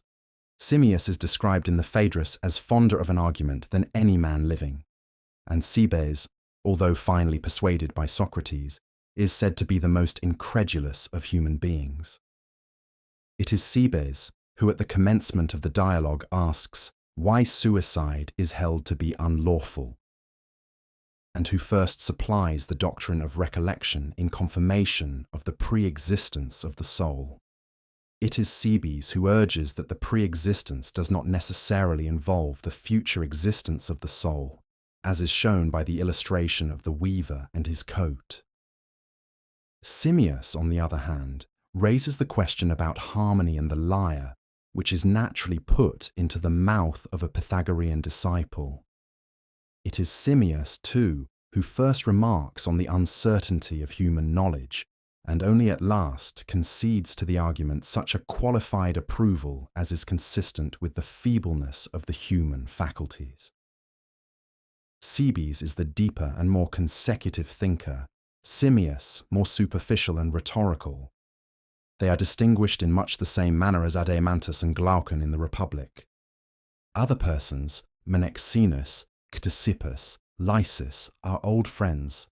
Avenus has been already satirized in the Apology.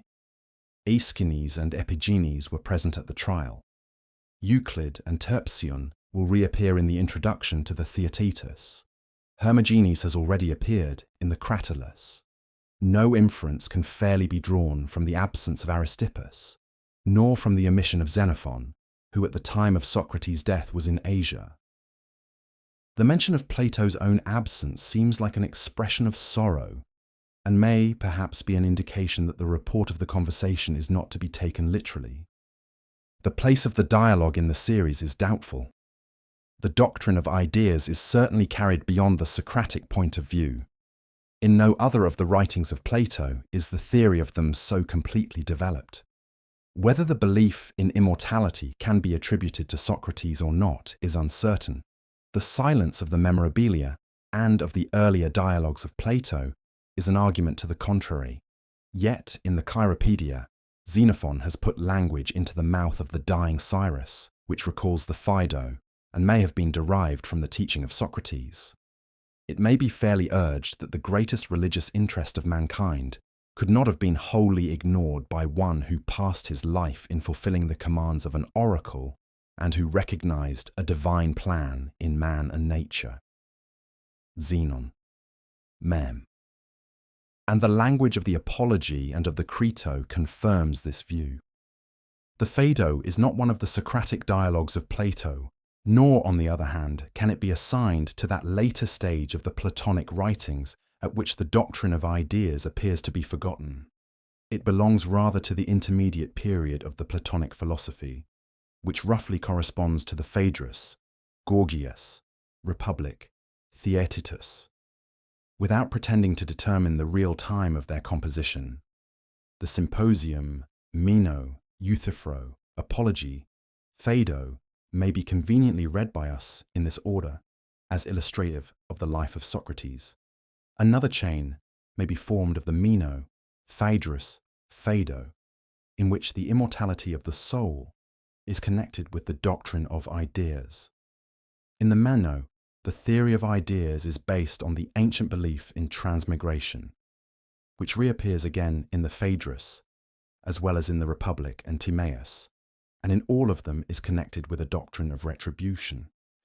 In the Phaedrus, the immortality of the soul is supposed to rest on the conception of the soul as a principle of motion, whereas in the Republic, the argument turns on the natural continuance of the soul, which, if not destroyed by her own proper evil, can hardly be destroyed by any other. The soul of man in the Timaeus is derived from the Supreme Creator, and either returns after death to her kindred star, or descends into the lower life of an animal. The Apology expresses the same view as the Phaedo, but with less confidence. There the probability of death being a long sleep is not excluded. The Theaetetus also describes, in a digression, the desire of the soul to fly away and be with God, and to fly to Him is to be like Him. The Symposium may be observed to resemble as well as to differ from the Phaedo. While the first notion of immortality is only in the way of natural procreation or of posthumous fame and glory, the higher revelation of beauty, like the good in the Republic, is the vision of the eternal idea. So deeply rooted in Plato's mind is the belief in immortality. So various are the forms of expression which he employs. As in several other dialogues, there is more of system in the Phaedo than appears at first sight. The succession of arguments is based on previous philosophies, beginning with the mysteries and the Heraclitean alternation of opposites and proceeding to the Pythagorean harmony and transmigration, making a step by the aid of Platonic reminiscence, and a further step by the help of the nous of Anaxagoras, until at last we rest in the conviction that the soul is inseparable from the ideas and belongs to the world of the invisible and unknown. Then, as in the Gorgias or Republic, the curtain falls, and the veil of mythology descends upon the argument. After the confession of Socrates that he is an interested party, and the acknowledgement that no man of sense will think the details of his narrative true, but that something of the kind is true, we return from speculation to practice.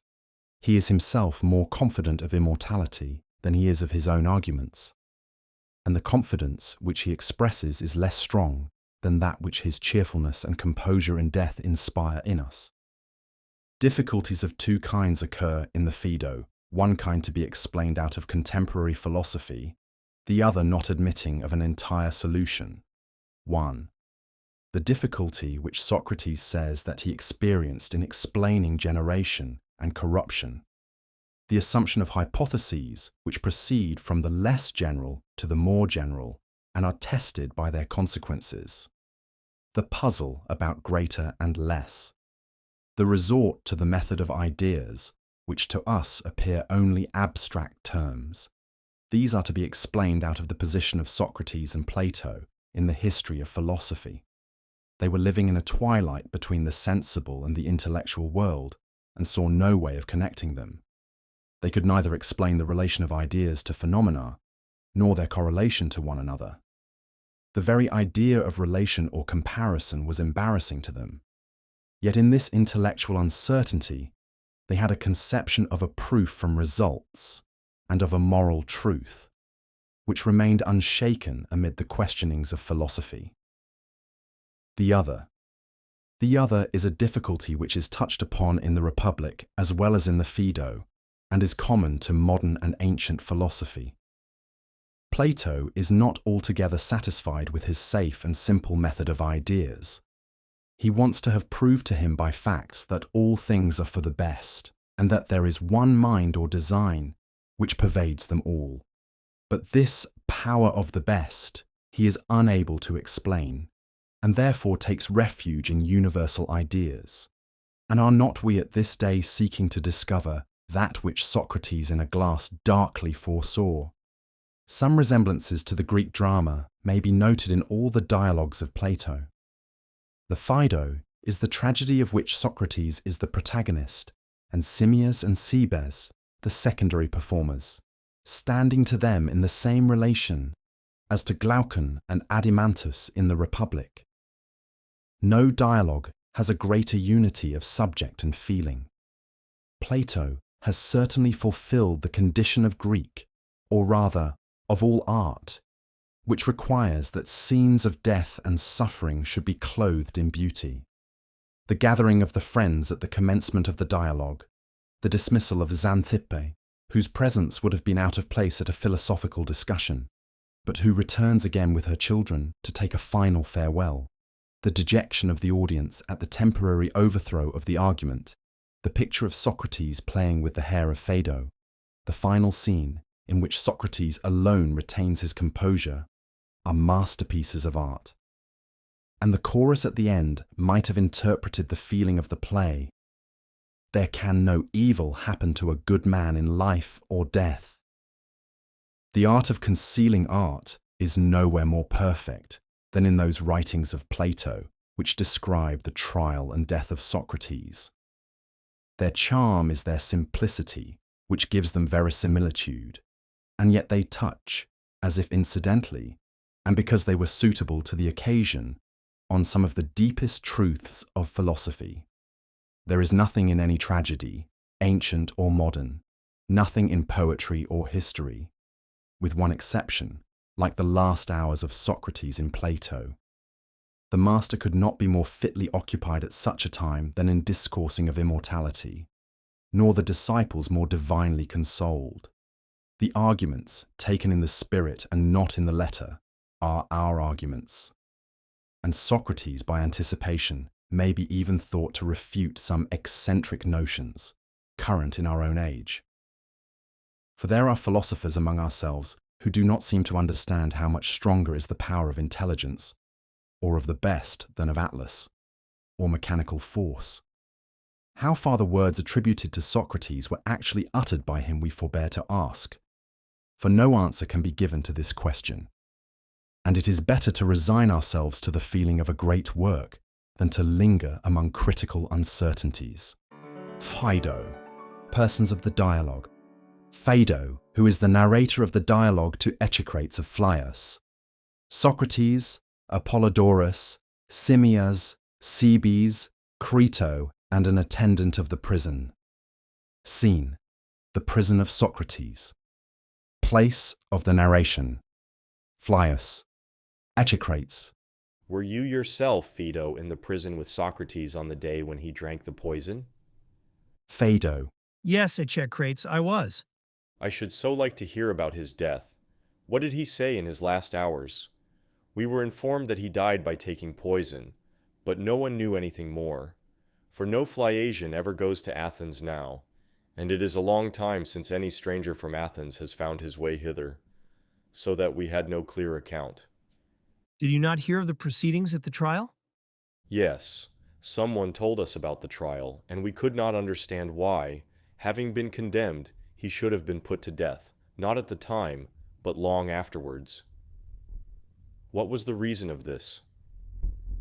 An accident, Echecrates. The stern of the ship which the Athenians send to Delos happened to have been crowned on the day before he was tried. What is this ship? It is the ship in which, according to Athenian tradition, Theseus went to Crete, when he took with him the 14 youths, and was the savior of them and of himself. And they were said to have vowed to Apollo at the time that if they were saved, they would send a yearly mission to Delos. Now this custom still continues, and the whole period of the voyage to and from Delos, beginning when the priest of Apollo crowns the stern of the ship, is a holy season, during which the city is not allowed to be polluted by public executions. And when the vessel is detained by contrary winds, the time spent in going and returning is very considerable. As I was saying, the ship was crowned on the day before the trial, and this was the reason why Socrates lay in prison and was not put to death until long after he was condemned. What was the manner of his death, Phaedo? What was said or done? And which of his friends were with him? Or did the authorities forbid them to be present, so that he had no friends near him when he died? No, there were several of them with him. If you have nothing to do, I wish that you would tell me what passed, as exactly as you can. I have nothing at all to do, and will try to gratify your wish. To be reminded of Socrates is always the greatest delight to me, whether I speak myself or hear another speak of him. You will have listeners who are of the same mind with you, and I hope that you will be as exact as you can. I had a singular feeling at being in his company, for I could hardly believe that I was present at the death of a friend, and therefore I did not pity him, Echecrates. He died so fearlessly, and his words and bearing were so noble and gracious, that to me he appeared blessed. I thought that in going to the other world he could not be without a divine call, and that he would be happy, if any man ever was, when he arrived there. And therefore I did not pity him as might have seemed natural at such an hour. But I had not the pleasure which I usually feel in philosophical discourse, for philosophy was the theme of which we spoke. I was pleased, but in the pleasure there was also a strange admixture of pain. For I reflected that he was soon to die, and this double feeling was shared by us all. We were laughing and weeping by turns, especially the excitable Apollodorus. You know the sort of man? Yes. He was quite beside himself, and I and all of us were greatly moved. Who were present? Of native Athenians there were, besides Apollodorus, Critobulus, and his father Crito, Hermogenes, Epigenes, Aeschines, Antisthenes, likewise Ctesippus of the Dem of Paeania, Menexenius, and some others. Plato, if I am not mistaken, was ill. Were there any strangers? Yes, there were. Simmias the Theban and Cebes and Phaedondes, Euclid and Terpison, who came from Megara. And was Aristippus there? And Cleombrotus? No, they were said to be in Aegina. Anyone else? I think that these were nearly all. Well, and what did you talk about? I will begin at the beginning, and endeavor to repeat the entire conversation, On the previous days, we had been in the habit of assembling early in the morning at the court in which the trial took place, and which is not far from the prison. There we used to wait talking with one another until the opening of the doors, for they were not opened very early. Then we went in and generally passed the day with Socrates. On the last morning we assembled sooner than usual, having heard on the day before when we quitted the prison in the evening that the sacred ship had come from Delos, and so we arranged to meet very early at the accustomed place. On our arrival, the jailer who answered the door, instead of admitting us, came out and told us to stay until he called us. For the 11, he said, are now with Socrates.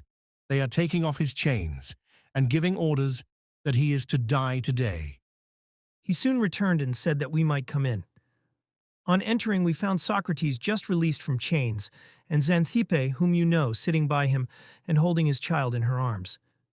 When she saw us, she uttered a cry and said, as women will, O Socrates, this is the last time that either you will converse with your friends or they with you. Socrates turned to Crito and said, Crito, let someone take her home. Some of Crito's people accordingly led her away, crying out and beating herself. And when she was gone, Socrates, sitting up on the couch, bent and rubbed his leg, saying, as he was rubbing, How singular is the thing called pleasure, and how curiously related to pain, which might be thought to be the opposite of it. For they are never present to a man at the same instant, and yet he who pursues either is generally compelled to take the other. Their bodies are two, but they are joined by a single head. And I cannot help thinking that if Aesop had remembered them, he would have made a fable about God trying to reconcile their strife, and how, when he could not, he fastened their heads together. And this is the reason why, when one comes, the other follows, as I know by my own experience now, when after the pain in my leg, which was caused by the chain, pleasure appears to succeed. Upon this, Cebes said, I am glad, Socrates, that you have mentioned the name of Aesop, for it reminds me of a question which has been asked by many, and was asked of me only the day before yesterday by Evenus the poet. He will be sure to ask it again, and therefore, if you would like me to have an answer ready for him, you may as well tell me what I should say to him. He wanted to know why you, who never before wrote a line of poetry, now that you are in prison, are turning Aesop's fables into verse, and also composing that hymn in honor of Apollo. Tell him, Cebes, he replied, what is the truth, that I had no idea of rivaling him or his poems. To do so, as I knew, would be no easy task. But I wanted to see whether I could purge away a scruple which I felt about the meaning of certain dreams. In the course of my life, I have often had intimations in dreams that I should compose music. The same dream came to me sometimes in one form, and sometimes in another, but always saying the same or nearly the same words. Cultivate and make music, said the dream. And hitherto I had imagined that this was only intended to exhort and encourage me in the study of philosophy, which has been the pursuit of my life, and is the noblest and best of music. The dream was bidding me do what I was already doing, in the same way that the competitor in a race is bidden by the spectators to run when he is already running. But I was not certain of this, for the dream might have meant music in the popular sense of the word, and being under sentence of death, and the festival giving me a respite, I thought that it would be safer for me to satisfy the scruple, and, in obedience to the dream, to compose a few verses before I departed. And first I made a hymn in honor of the god of the festival, and then considering that a poet, if he is really to be a poet, should not only put together words, but should invent stories, and that I have no invention, I took some fables of Aesop, which I had ready at hand and which I knew. They were the first I came upon, and turned them into verse. Tell this to Evenus, Cebes, and bid him be of good cheer. Say that I would have him come after me, if he be a wise man, and not tarry. And that today I am likely to be going, for the Athenians say that I must. Simmias said, What a message for such a man! Having been a frequent companion of his, I should say that, as far as I know him, he will never take your advice unless he is obliged. Why? said Socrates. Is not Evenus a philosopher? I think that he is. Said Simmias. Then he, or any man who has the spirit of philosophy, will be willing to die. But he will not take his own life, for that is held to be unlawful. Here he changed his position and put his legs off the couch onto the ground, and during the rest of the conversation, he remained sitting. Why do you say Inquired Sebes. that a man ought not to take his own life, but that the philosopher will be ready to follow the dying? Socrates replied, And have you, Cebes and Simmias, who are the disciples of Philolaus, never heard him speak of this? Yes, but his language was obscure, Socrates. My words, too, are only an echo, but there is no reason why I should not repeat what I have heard. And indeed, as I am going to another place, it is very meet for me to be thinking and talking of the nature of the pilgrimage which I am about to make. What can I do better in the interval between this and the setting of the sun? Then tell me, Socrates, why is suicide held to be unlawful? As I have certainly heard Philolaus, about whom you were just now asking, affirm when he was staying with us at Thebes, and there are others who say the same, although I have never understood what was meant by any of them. Do not lose heart, replied Socrates. and the day may come when you will understand. I suppose that you wonder why, when other things which are evil may be good at certain times and to certain persons, death is to be the only exception, and why, when a man is better dead, he is not permitted to be his own benefactor, but must wait for the hand of another. Very true, Said Cebes. laughing gently and speaking in his native Boeotian. I admit the appearance of inconsistency in what I am saying, but there may not be any real inconsistency after all. There is a doctrine whispered in secret that man is a prisoner who has no right to open the door and run away. This is a great mystery which I do not quite understand. Yet I too believe that the gods are our guardians and that we are a possession of theirs. Do you not agree? Yes, I quite agree. Said Cebes. And if one of your own possessions, an ox or an ass, for example, took the liberty of putting himself out of the way when you had given no intimation of your wish that he should die, would you not be angry with him? And would you not punish him if you could? Certainly. Replied Cebes. Then, if we look at the matter thus, there may be reason in saying that a man should wait, and not take his own life until God summons him, as he is now summoning me. Yes, Socrates, Said Cebes. there seems to be truth in what you say. And yet, how can you reconcile this seemingly true belief that God is our guardian and we his possessions with the willingness to die which we were just now attributing to the philosopher? That the wisest of men should be willing to leave a service in which they are ruled by the gods who are the best of rulers is not reasonable. For surely no wise man thinks that when set at liberty he can take better care of himself than the gods take of him. A fool may perhaps think so. He may argue that he had better run away from his master, not considering that his duty is to remain to the end, and not to run away from the good, and that there would be no sense in his running away. The wise man will want to be ever with him who is better than himself. Now this, Socrates, is the reverse of what was just now said, for upon this view the wise man should sorrow and the fool rejoice at passing out of life. The earnestness of Cebes seemed to please Socrates. Here Said he, turning to us, is a man who is always inquiring, and is not so easily convinced by the first thing which he hears. And certainly, added Simmias, the objection which he is now making does appear to me to have some force. For what can be the meaning of a truly wise man wanting to fly away and lightly leave a master who is better than himself? And I rather imagine that Cebes is referring to you. He thinks that you are too ready to leave us, and too ready to leave the gods whom you acknowledge to be our good masters. Yes, replied Socrates. there is reason in what you say. And so you think that I ought to answer your indictment as if I were in a court. We should like you to do so. Said Simmias. Then I must try to make a more successful defense before you than I did when before the judges.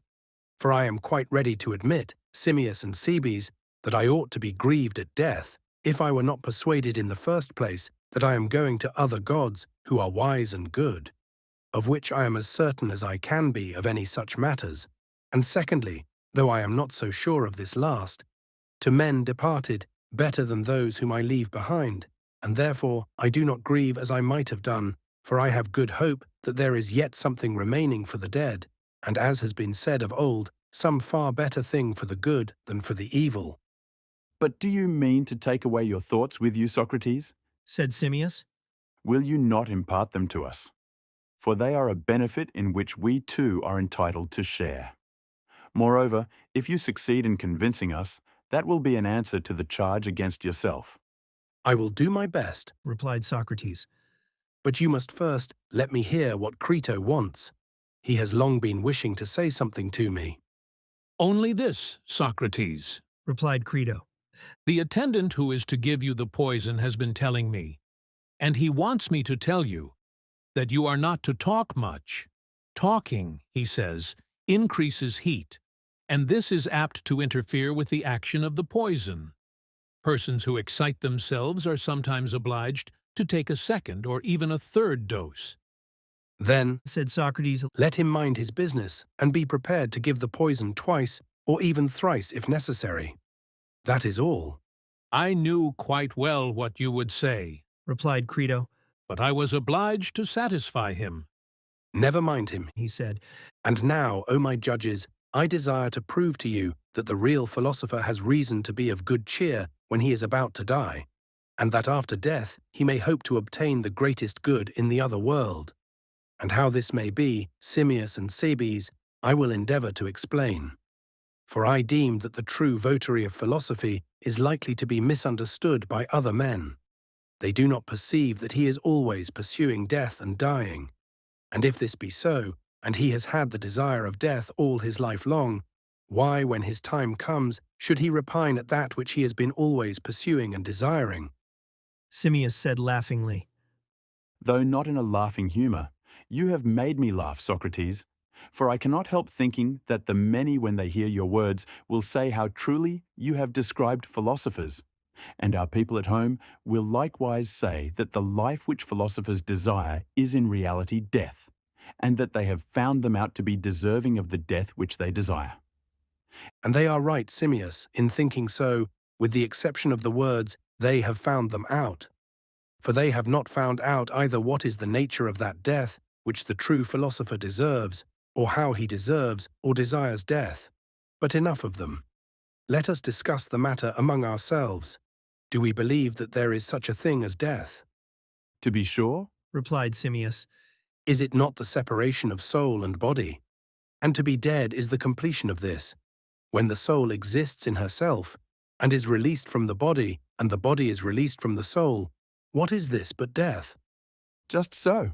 He replied. There is another question which will probably throw light on our present inquiry if you and I can agree about it. Ought the philosopher to care about the pleasures, if they are to be called pleasures, of eating and drinking? Certainly not. Answered Simmias. And what about the pleasures of love? Should he care for them? By no means. And will he think much of the other ways of indulging the body, for example, the acquisition of costly raiment, or sandals, or other adornments of the body? Instead of caring about them, does he not rather despise anything more than nature needs? What do you say? I should say that the true philosopher would despise them. Would you not say that he is entirely concerned with the soul and not with the body? He would like, as far as he can, to get away from the body and to turn to the soul. Quite true.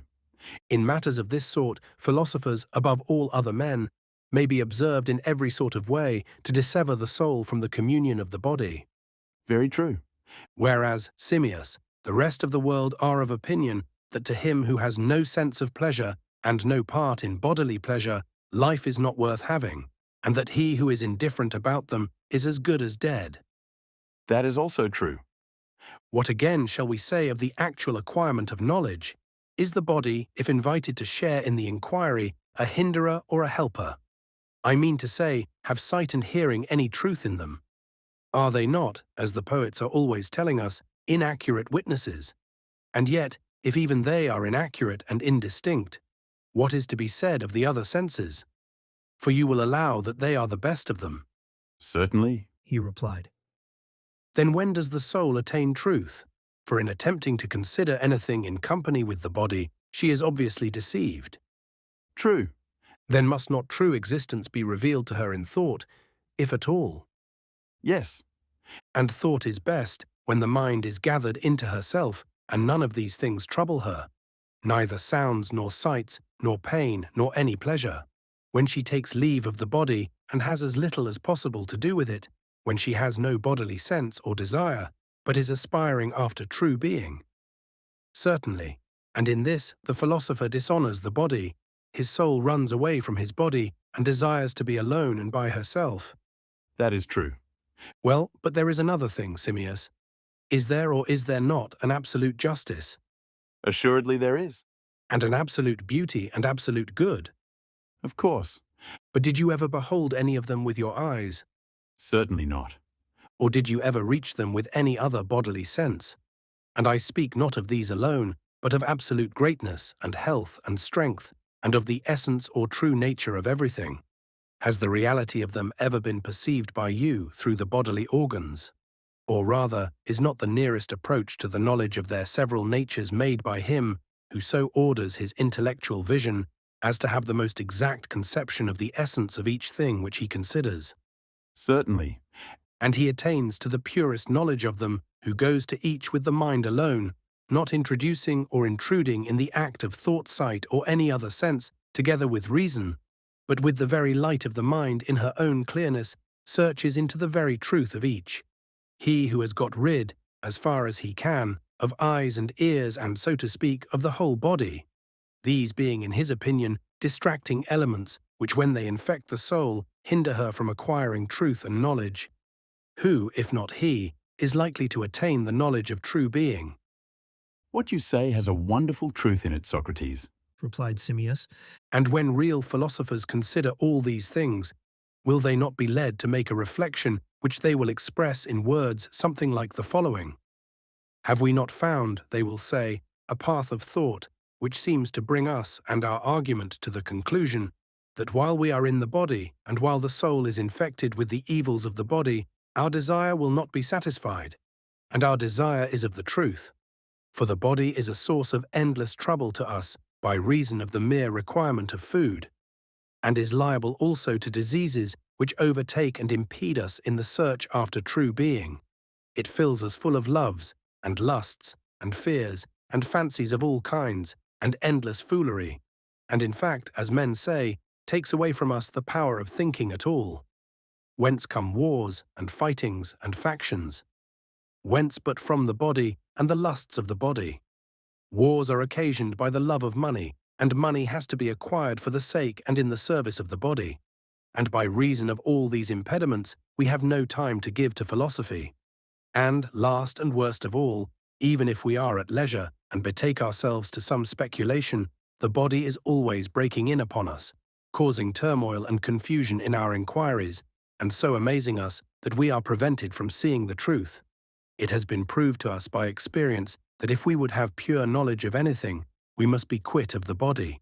The soul in herself must behold things in themselves, and then we shall attain the wisdom which we desire, and of which we say that we are lovers, not while we live, but after death. For if while in company with the body the soul cannot have pure knowledge, one of two things follows. Either knowledge is not to be attained at all, or, if at all, after death. For then, and not till then, the soul will be parted from the body and exist in herself alone. In this present life, I reckon that we make the nearest approach to knowledge when we have the least possible intercourse or communion with the body, and are not surfeited with the bodily nature, but keep ourselves pure until the hour when God himself is pleased to release us. And thus, having got rid of the foolishness of the body, we shall be pure and hold converse with the pure, and know of ourselves the clear light everywhere, which is no other than the light of truth. For the impure are not permitted to approach the pure. These are the sort of words, Simmias, which the true lovers of knowledge cannot help saying to one another, and thinking, you would agree, would you not? Undoubtedly, Socrates. But, oh my friend, if this is true, there is great reason to hope that going whither I go, when I have come to the end of my journey, I shall attain that which has been the pursuit of my life. And therefore I go on my way rejoicing, and not I only, but every other man who believes that his mind has been made ready and that he is in a manner purified. Certainly. replied Simmias. And what is purification but the separation of the soul from the body, as I was saying before, the habit of the soul gathering and collecting herself into herself from all sides out of the body? the dwelling in her own place alone, as in another life, so also in this, as far as she can, the release of the soul from the chains of the body. Very true. He said. And this separation and release of the soul from the body is termed death. To be sure. He said. And the true philosophers, and they only, are ever seeking to release the soul. Is not the separation and release of the soul from the body their especial study? That is true. And, as I was saying at first, there would be a ridiculous contradiction in men studying to live as nearly as they can in a state of death, and yet repining when it comes upon them. Clearly. And the true philosophers, simias, are always occupied in the practice of dying. Wherefore, also to them, least of all men, is death terrible. Look at the matter thus. If they have been in every way the enemies of the body, and are wanting to be alone with the soul, when this desire of theirs is granted, how inconsistent would they be if they trembled and repined, instead of rejoicing at their departure to that place where, when they arrive, they hope to gain that which in life they desired. And this was wisdom, and at the same time to be rid of the company of their enemy. Many a man has been willing to go to the world below, animated by the hope of seeing there an earthly love, or wife, or son, and conversing with them. And will he who is a true lover of wisdom, and is strongly persuaded in like manner that only in the world below he can worthily enjoy her, still repine at death? Will he not depart with joy? Surely he will, O my friend, if he be a true philosopher, for he will have a firm conviction that there and there only he can find wisdom in her purity. And if this be true, he would be very absurd, as I was saying, if he were afraid of death. He would indeed, replied Simmias. And when you see a man who is repining at the approach of death, is not his reluctance a sufficient proof that he is not a lover of wisdom, but a lover of the body, and probably at the same time a lover of either money or power, or both? Quite so. He replied. And is not courage, Simmias, a quality which is specially characteristic of the philosopher? Certainly. There is temperance again, which even by the vulgar is supposed to consist in the control and regulation of the passions, and in the sense of superiority to them. Is not temperance a virtue belonging to those only who despise the body, and who pass their lives in philosophy? Most assuredly. For the courage and temperance of other men, if you will consider them, are really a contradiction. How so? Well, He said. you are aware that death is regarded by men in general as a great evil. Very true. He said. And do not courageous men face death because they are afraid of yet greater evils? That is quite true. Then all but the philosophers are courageous only from fear, and because they are afraid. And yet that a man should be courageous from fear, and because he is a coward, is surely a strange thing. Very true. And are not the temperate exactly in the same case? They are temperate because they are intemperate, which might seem to be a contradiction, but is nevertheless the sort of thing which happens with this foolish temperance. For there are pleasures which they are afraid of losing, and in their desire to keep them, they abstain from some pleasures because they are overcome by others. And although to be conquered by pleasure is called by men intemperance, to them the conquest of pleasure consists in being conquered by pleasure. And that is what I mean by saying that, in a sense, they are made temperate through intemperance. Such appears to be the case. Yet the exchange of one fear or pleasure or pain for another fear or pleasure or pain, and of the greater for the less, as if they were coins, is not the exchange of virtue. O my blessed Simmias, is there not one true coin for which all things ought to be exchanged? And that is wisdom, and only in exchange for this, and in company with this, is anything truly bought or sold, whether courage or temperance or justice. And is not all true virtue the companion of wisdom, no matter what fears or pleasures or other similar goods or evils may or may not attend her? But the virtue which is made up of these goods, when they are severed from wisdom and exchanged with one another, is a shadow of virtue only, nor is there any freedom or health or truth in her. But in the true exchange there is a purging away of all these things, and temperance and justice and courage and wisdom herself are the purgation of them. The founders of the mysteries would appear to have had a real meaning, and were not talking nonsense when they intimated in a figure long ago that he who passes unsanctified and uninitiated into the world below will lie in a slough, but that he who arrives there after initiation and purification will dwell with the gods. For many, as they say in the mysteries, are the thyrsus-bearers, but few are the mystics, meaning, as I interpret the words, the true philosophers, in the number of whom, during my whole life, I have been seeking, according to my ability, to find a place. Whether I have sought in a right way or not, and whether I have succeeded or not, I shall truly know in a little while, if God will, when I myself arrive in the other world. Such is my belief, and therefore I maintain that I am right, Simmias and Cebes, in not grieving or repining at parting from you and my masters in this world. For I believe that I shall equally find good masters and friends in another world. But most men do not believe this saying. If then I succeed in convincing you by my defense better than I did the Athenian judges, it will be well. Cebes answered, I agree, Socrates, in the greater part of what you say. But in what concerns the soul, men are apt to be incredulous. They fear that when she has left the body, her place may be nowhere, and that on the very day of death she may perish and come to an end, immediately on her release from the body, issuing forth dispersed like smoke or air, and in her flight vanishing away into nothingness. If she could only be collected into herself after she has obtained release from the evils of which you are speaking, there would be good reason to hope, Socrates, that what you say is true. But surely it requires a great deal of argument and many proofs to show that when the man is dead, his soul yet exists, and has any force or intelligence. True, Cebes. said Socrates. And shall I suggest that we converse a little of the probabilities of these things? I am sure, said Cebes. that I should greatly like to know your opinion about them. I reckon, said Socrates, that no one who heard me now, not even if he were one of my old enemies, the comic poets, could accuse me of idle talking about matters in which I have no concern. If you please, then we will proceed with the inquiry. Suppose we consider the question whether the souls of men after death are or are not in the world below. There comes into my mind an ancient doctrine which affirms that they go from hence into the other world, and returning hither are born again from the dead. Now, if it be true that the living come from the dead, then our souls must exist in the other world.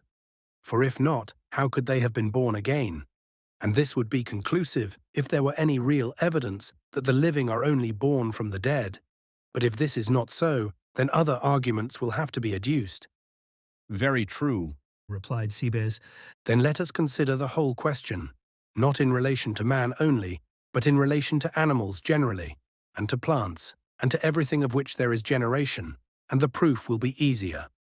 Are not all things which have opposites generated out of their opposites? I mean such things as good and evil, just and unjust, and there are innumerable other opposites which are generated out of opposites. And I want to show that in all opposites there is of necessity a similar alternation. I mean to say, for example, that anything which becomes greater must become greater after being less. True, and that which becomes less must have been once greater and then have become less. yes, And the weaker is generated from the stronger, and the swifter from the slower. very true, And the worse is from the better, and the more just is from the more unjust. of course, And is this true of all opposites? And are we convinced that all of them are generated out of opposites? yes, And in this universal opposition of all things, are there not also two intermediate processes which are ever going on, from one to the other opposite, and back again? Where there is a greater and a less, there is also an intermediate process of increase and diminution, and that which grows is said to wax, and that which decays to wane.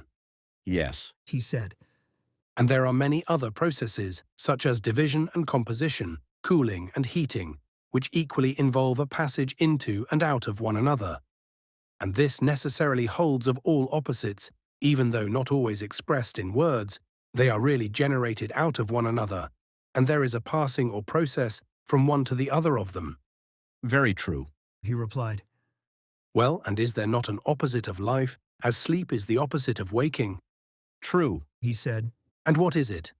death, he answered, And these, if they are opposites, are generated the one from the other. and have there their two intermediate processes also. Of course. Now, said Socrates, I will analyze one of the two pairs of opposites which I have mentioned to you, and also its intermediate processes, and you shall analyze the other to me. One of them I term sleep, the other waking. The state of sleep is opposed to the state of waking, and out of sleeping waking is generated, and out of waking sleeping. And the process of generation is in the one case falling asleep, and in the other waking up. Do you agree? I entirely agree. Then suppose that you analyze life and death to me in the same manner. Is not death opposed to life? Yes.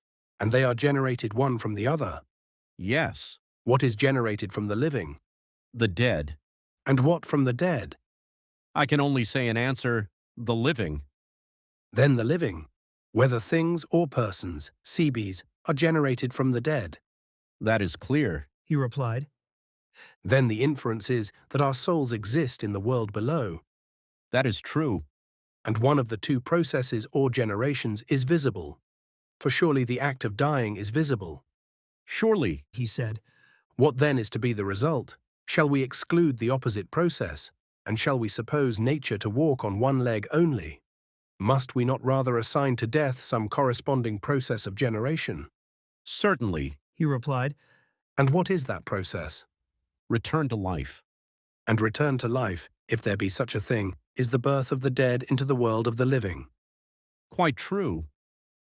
Then here is a new way by which we arrive at the conclusion that the living come from the dead, just as the dead come from the living, and this, if true, affords a most certain proof that the souls of the dead exist in some place out of which they come again. Yes, Socrates. He said, The conclusion seems to flow necessarily out of our previous admissions. And that these admissions were not unfair, Cebes he said, may be shown, I think, as follows. If generation were in a straight line only, and there were no compensation or circle in nature, no turn or return of elements into their opposites, then you know that all things would at last have the same form and pass into the same state, and there would be no more generation of them. What do you mean? he said, A simple thing enough, which I will illustrate by the case of sleep. he replied. You know that if there were no alternation of sleeping and waking, the tale of the sleeping Endymion would in the end have no meaning, because all other things would be asleep too, and he would not be distinguishable from the rest. Or if there were composition only, and no division of substances, then the chaos of Anaxagoras would come again. And in like manner, my dear Cebes, if all things which partook of life were to die, and after they were dead remained in the form of death, and did not come to life again, all would at last die, and nothing would be alive. What other result could there be? For if the living spring from any other things, and they too die, must not all things at last be swallowed up in death?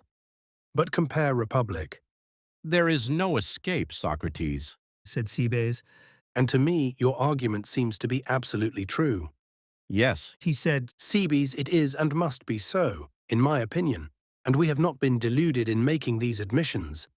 But I am confident that there truly is such a thing as living again, and that the living spring from the dead, and that the souls of the dead are in existence, and that the good souls have a better portion than the evil. Cebes added, Your favorite doctrine, Socrates, that knowledge is simply recollection, if true, also necessarily implies a previous time in which we have learned that which we now recollect. But this would be impossible unless our soul had been in some place before existing in the form of man. Here, then, is another proof of the soul's immortality. But tell me, Cebes, said Simmias, interposing, what arguments are urged in favor of this doctrine of recollection? I am not very sure at the moment that I remember them. One excellent proof said Cebes. is afforded by questions. If you put a question to a person in a right way, he will give a true answer of himself. But how could he do this unless there were knowledge and right reason already in him? And this is most clearly shown when he is taken to a diagram or to anything of that sort. Compare Meno. But if, said Socrates, you are still incredulous, Simmias, I would ask you whether you may not agree with me when you look at the matter in another way. I mean, if you are still incredulous as to whether knowledge is recollection. Incredulous? I am not. said Simmias. but I want to have this doctrine of recollection brought to my own recollection. And, from what Cebes has said, I am beginning to recollect and be convinced. But I should still like to hear what you were going to say. This is what I would say. He replied, We should agree, if I am not mistaken, that what a man recollects he must have known at some previous time. Very true. And what is the nature of this knowledge or recollection? I mean to ask whether a person who, having seen or heard or in any way perceived anything, knows not only that, but has a conception of something else, which is the subject, not of the same, but of some other kind of knowledge, may not be fairly said to recollect that of which he has the conception. What do you mean? I mean what I may illustrate by the following instance. The knowledge of a liar is not the same as the knowledge of a man. True. And yet, what is the feeling of lovers when they recognize a lyre, or a garment, or anything else which the beloved has been in the habit of using? Do not they, from knowing the lyre, form in the mind's eye an image of the youth to whom the lyre belongs? And this is recollection. In like manner, anyone who sees Simmias may remember Cebes, and there are endless examples of the same thing. Endless indeed. replied Simmias. And recollection is most commonly a process of recovering that which has been already forgotten through time and inattention. Very true. He said, Well, and may you not also from seeing the picture of a horse or a lyre remember a man? And from the picture of Simmias, you may be led to remember Cebes, True. or you may also be led to the recollection of Simmias himself. Quite so. And in all these cases, the recollection may be derived from things either like or unlike. It may be. And when the recollection is derived from like things, then another consideration is sure to arise, which is, whether the likeness in any degree falls short or not of that which is recollected. Very true. he said, And shall we proceed a step further and affirm that there is such a thing as equality, not of one piece of wood or stone with another, but that, over and above this, there is absolute equality? Shall we say so? Say so, yes. replied Simmias. And swear to it with all the confidence in life. And do we know the nature of this absolute essence? To be sure, He said, And whence did we obtain our knowledge? Did we not see equalities of material things, such as pieces of wood and stones, and gather from them the idea of an equality which is different from them? For you will acknowledge that there is a difference. Or look at the matter in another way. Do not the same pieces of wood or stone appear at one time equal, and at another time unequal? that is certain. But are real equals ever unequal? Or is the idea of equality the same as of inequality? Impossible, Socrates. Then these so-called equals are not the same with the idea of equality. I should say, clearly not, Socrates. And yet from these equals, although differing from the idea of equality, you conceived and attained that idea, Very true. he said, which might be like or might be unlike them. Yes, But that makes no difference. Whenever from seeing one thing you conceived another, whether like or unlike, there must surely have been an act of recollection. very true. But what would you say of equal portions of wood and stone, or other material equals? And what is the impression produced by them? Are they equals in the same sense, in which absolute equality is equal?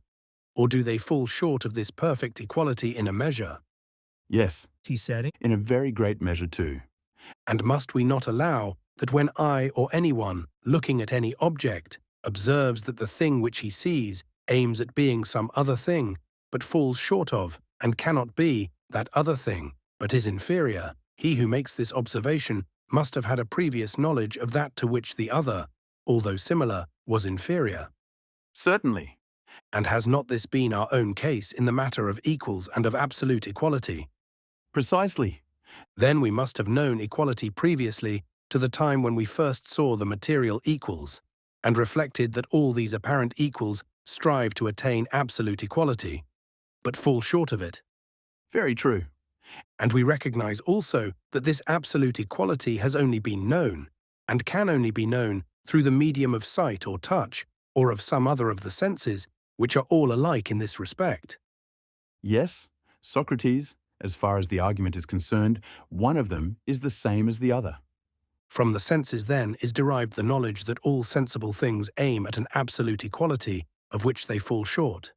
Yes, Then before we began to see or hear or perceive in any way, we must have had a knowledge of absolute equality, or we could not have referred to that standard the equals which are derived from the senses, for to that they all aspire, and of that they fall short.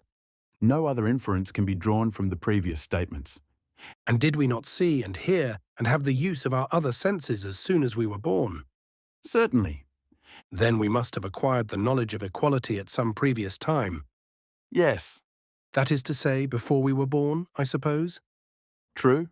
And if we acquired this knowledge before we were born, and were born having the use of it, then we also knew before we were born, and at the instant of birth, not only the equal or the greater or the less, but all other ideas. For we are not speaking only of equality, but of beauty, goodness, justice, holiness, and of all which we stamp with the name of essence in the dialectical process, both when we ask and when we answer questions. Of all this, we may certainly affirm that we acquired the knowledge before birth. We may. But if, after having acquired, we have not forgotten what in each case we acquired, then we must always have come into life having knowledge, and shall always continue to know as long as life lasts. For knowing is the acquiring and retaining knowledge, and not forgetting. Is not forgetting, Simmias, just the losing of knowledge? Quite true, Socrates. But if the knowledge which we acquired before birth was lost by us at birth, and if afterwards by the use of the senses we recovered what we previously knew, will not the process which we call learning be a recovering of the knowledge which is natural to us, and may not this be rightly termed recollection? Very true. So much is clear that when we perceive something, either by the help of sight, or hearing, or some other sense, from that perception we are able to obtain a notion of some other thing, like or unlike, which is associated with it but has been forgotten. Whence, as I was saying, one of two alternatives follows. Either we had this knowledge at birth and continued to know through life, or, after birth, those who are said to learn only remember, and learning is simply recollection. Yes, that is quite true, Socrates. And which alternative, Simmias, do you prefer? Had we the knowledge at our birth, or did we recollect the things which we knew previously to our birth? I cannot decide at the moment. At any rate, you can decide whether he who has knowledge will or will not be able to render an account of his knowledge.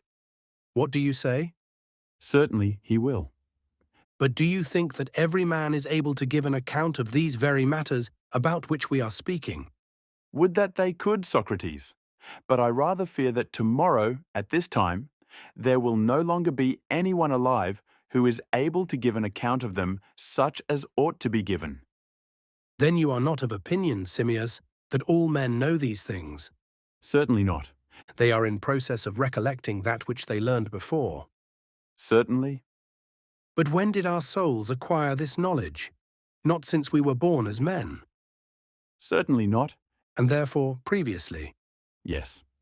Then, Simmias, our souls must also have existed without bodies before they were in the form of man, and must have had intelligence.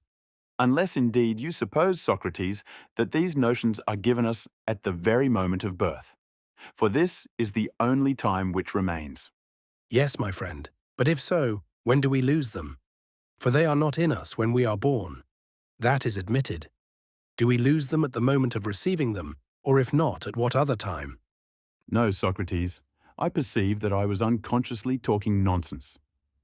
Then may we not say, Simmias, that if, as we are always repeating, there is an absolute beauty and goodness, and an absolute essence of all things, and if to this, which is now discovered to have existed in our former state, we refer all our sensations, and with this compare them, finding these ideas to be pre-existent and our inborn possession, then our souls must have had a prior existence, but if not, there would be no force in the argument.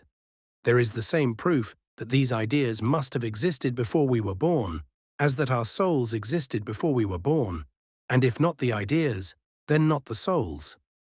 Yes, Socrates, I am convinced that there is precisely the same necessity for the one as for the other, and the argument retreats successfully to the position that the existence of the soul before birth cannot be separated from the existence of the essence of which you speak. For there is nothing which to my mind is so patent as that beauty, goodness, and the other notions of which you were just now speaking have a most real and absolute existence, and I am satisfied with the proof. Well, but is Cebes equally satisfied? For I must convince him too. I think said Simmias. that Cebes is satisfied. Although he is the most incredulous of mortals, yet I believe that he is sufficiently convinced of the existence of the soul before birth. But that after death the soul will continue to exist is not yet proven even to my own satisfaction. I cannot get rid of the feeling of the many to which Cebes was referring, the feeling that when the man dies, the soul will be dispersed, and that this may be the extinction of her. For admitting that she may have been born elsewhere, and framed out of other elements, and was in existence before entering the human body, why, after having entered in and gone out again, may she not herself be destroyed and come to an end? Very true, Simmias. Said Cebes. About half of what was required has been proven, to wit, that our souls existed before we were born. That the soul will exist after death as well as before birth is the other half of which the proof is still wanting and has to be supplied. When that is given, the demonstration will be complete. But that proof, Simmias and Cebes, has been already given, said Socrates. If you put the two arguments together, I mean this and the former one, in which we admitted that everything living is born of the dead. For if the soul exists before birth, and in coming to life and being born, can be born only from death and dying, must she not after death continue to exist, since she has to be born again? Surely the proof which you desire has been already furnished. Still, I suspect that you and Simmias would be glad to probe the argument further. Like children, you are haunted with a fear that when the soul leaves the body, the wind may really blow her away and scatter her, especially if a man should happen to die in a great storm, and not when the sky is calm. Cebes answered with a smile. Then, Socrates, you must argue us out of our fears. And yet, strictly speaking, they are not our fears. But there is a child within us to whom death is a sort of hobgoblin. Him, too, we must persuade not to be afraid when he is alone in the dark. Socrates said, Let the voice of the charmer be applied daily until you have charmed away the fear. And where shall we find a good charmer of our fears, Socrates, when you are gone? Hellas he replied, is a large place, Cebes, and has many good men, and there are barbarous races not a few. Seek for him among them all, far and wide, sparing neither pains nor money. For there is no better way of spending your money, and you must seek among yourselves too, for you will not find others better able to make the search. The search, replied Cebes, shall certainly be made. And now, if you please, let us return to the point of the argument at which we digressed. By all means, replied Socrates. What else should I please? Very good. Must we not, said Socrates, ask ourselves what that is, which as we imagine is liable to be scattered, and about which we fear, and what again is that about which we have no fear? And then we may proceed further to inquire whether that which suffers dispersion is or is not of the nature of soul. Our hopes and fears, as to our own souls, will turn upon the answers to these questions.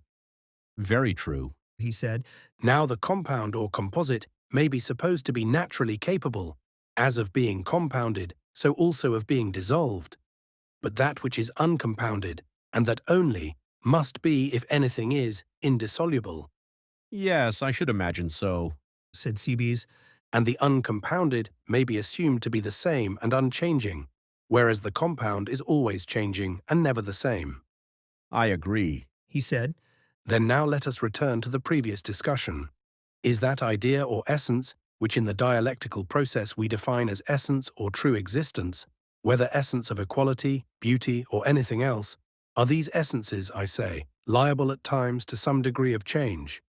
Or are they each of them always what they are, having the same simple self-existent and unchanging forms, not admitting of variation at all, or in any way, or at any time? They must be always the same, Socrates, replied Cebes. And what would you say of the many beautiful, whether men or horses or garments, or any other things, which are named by the same names and may be called equal or beautiful?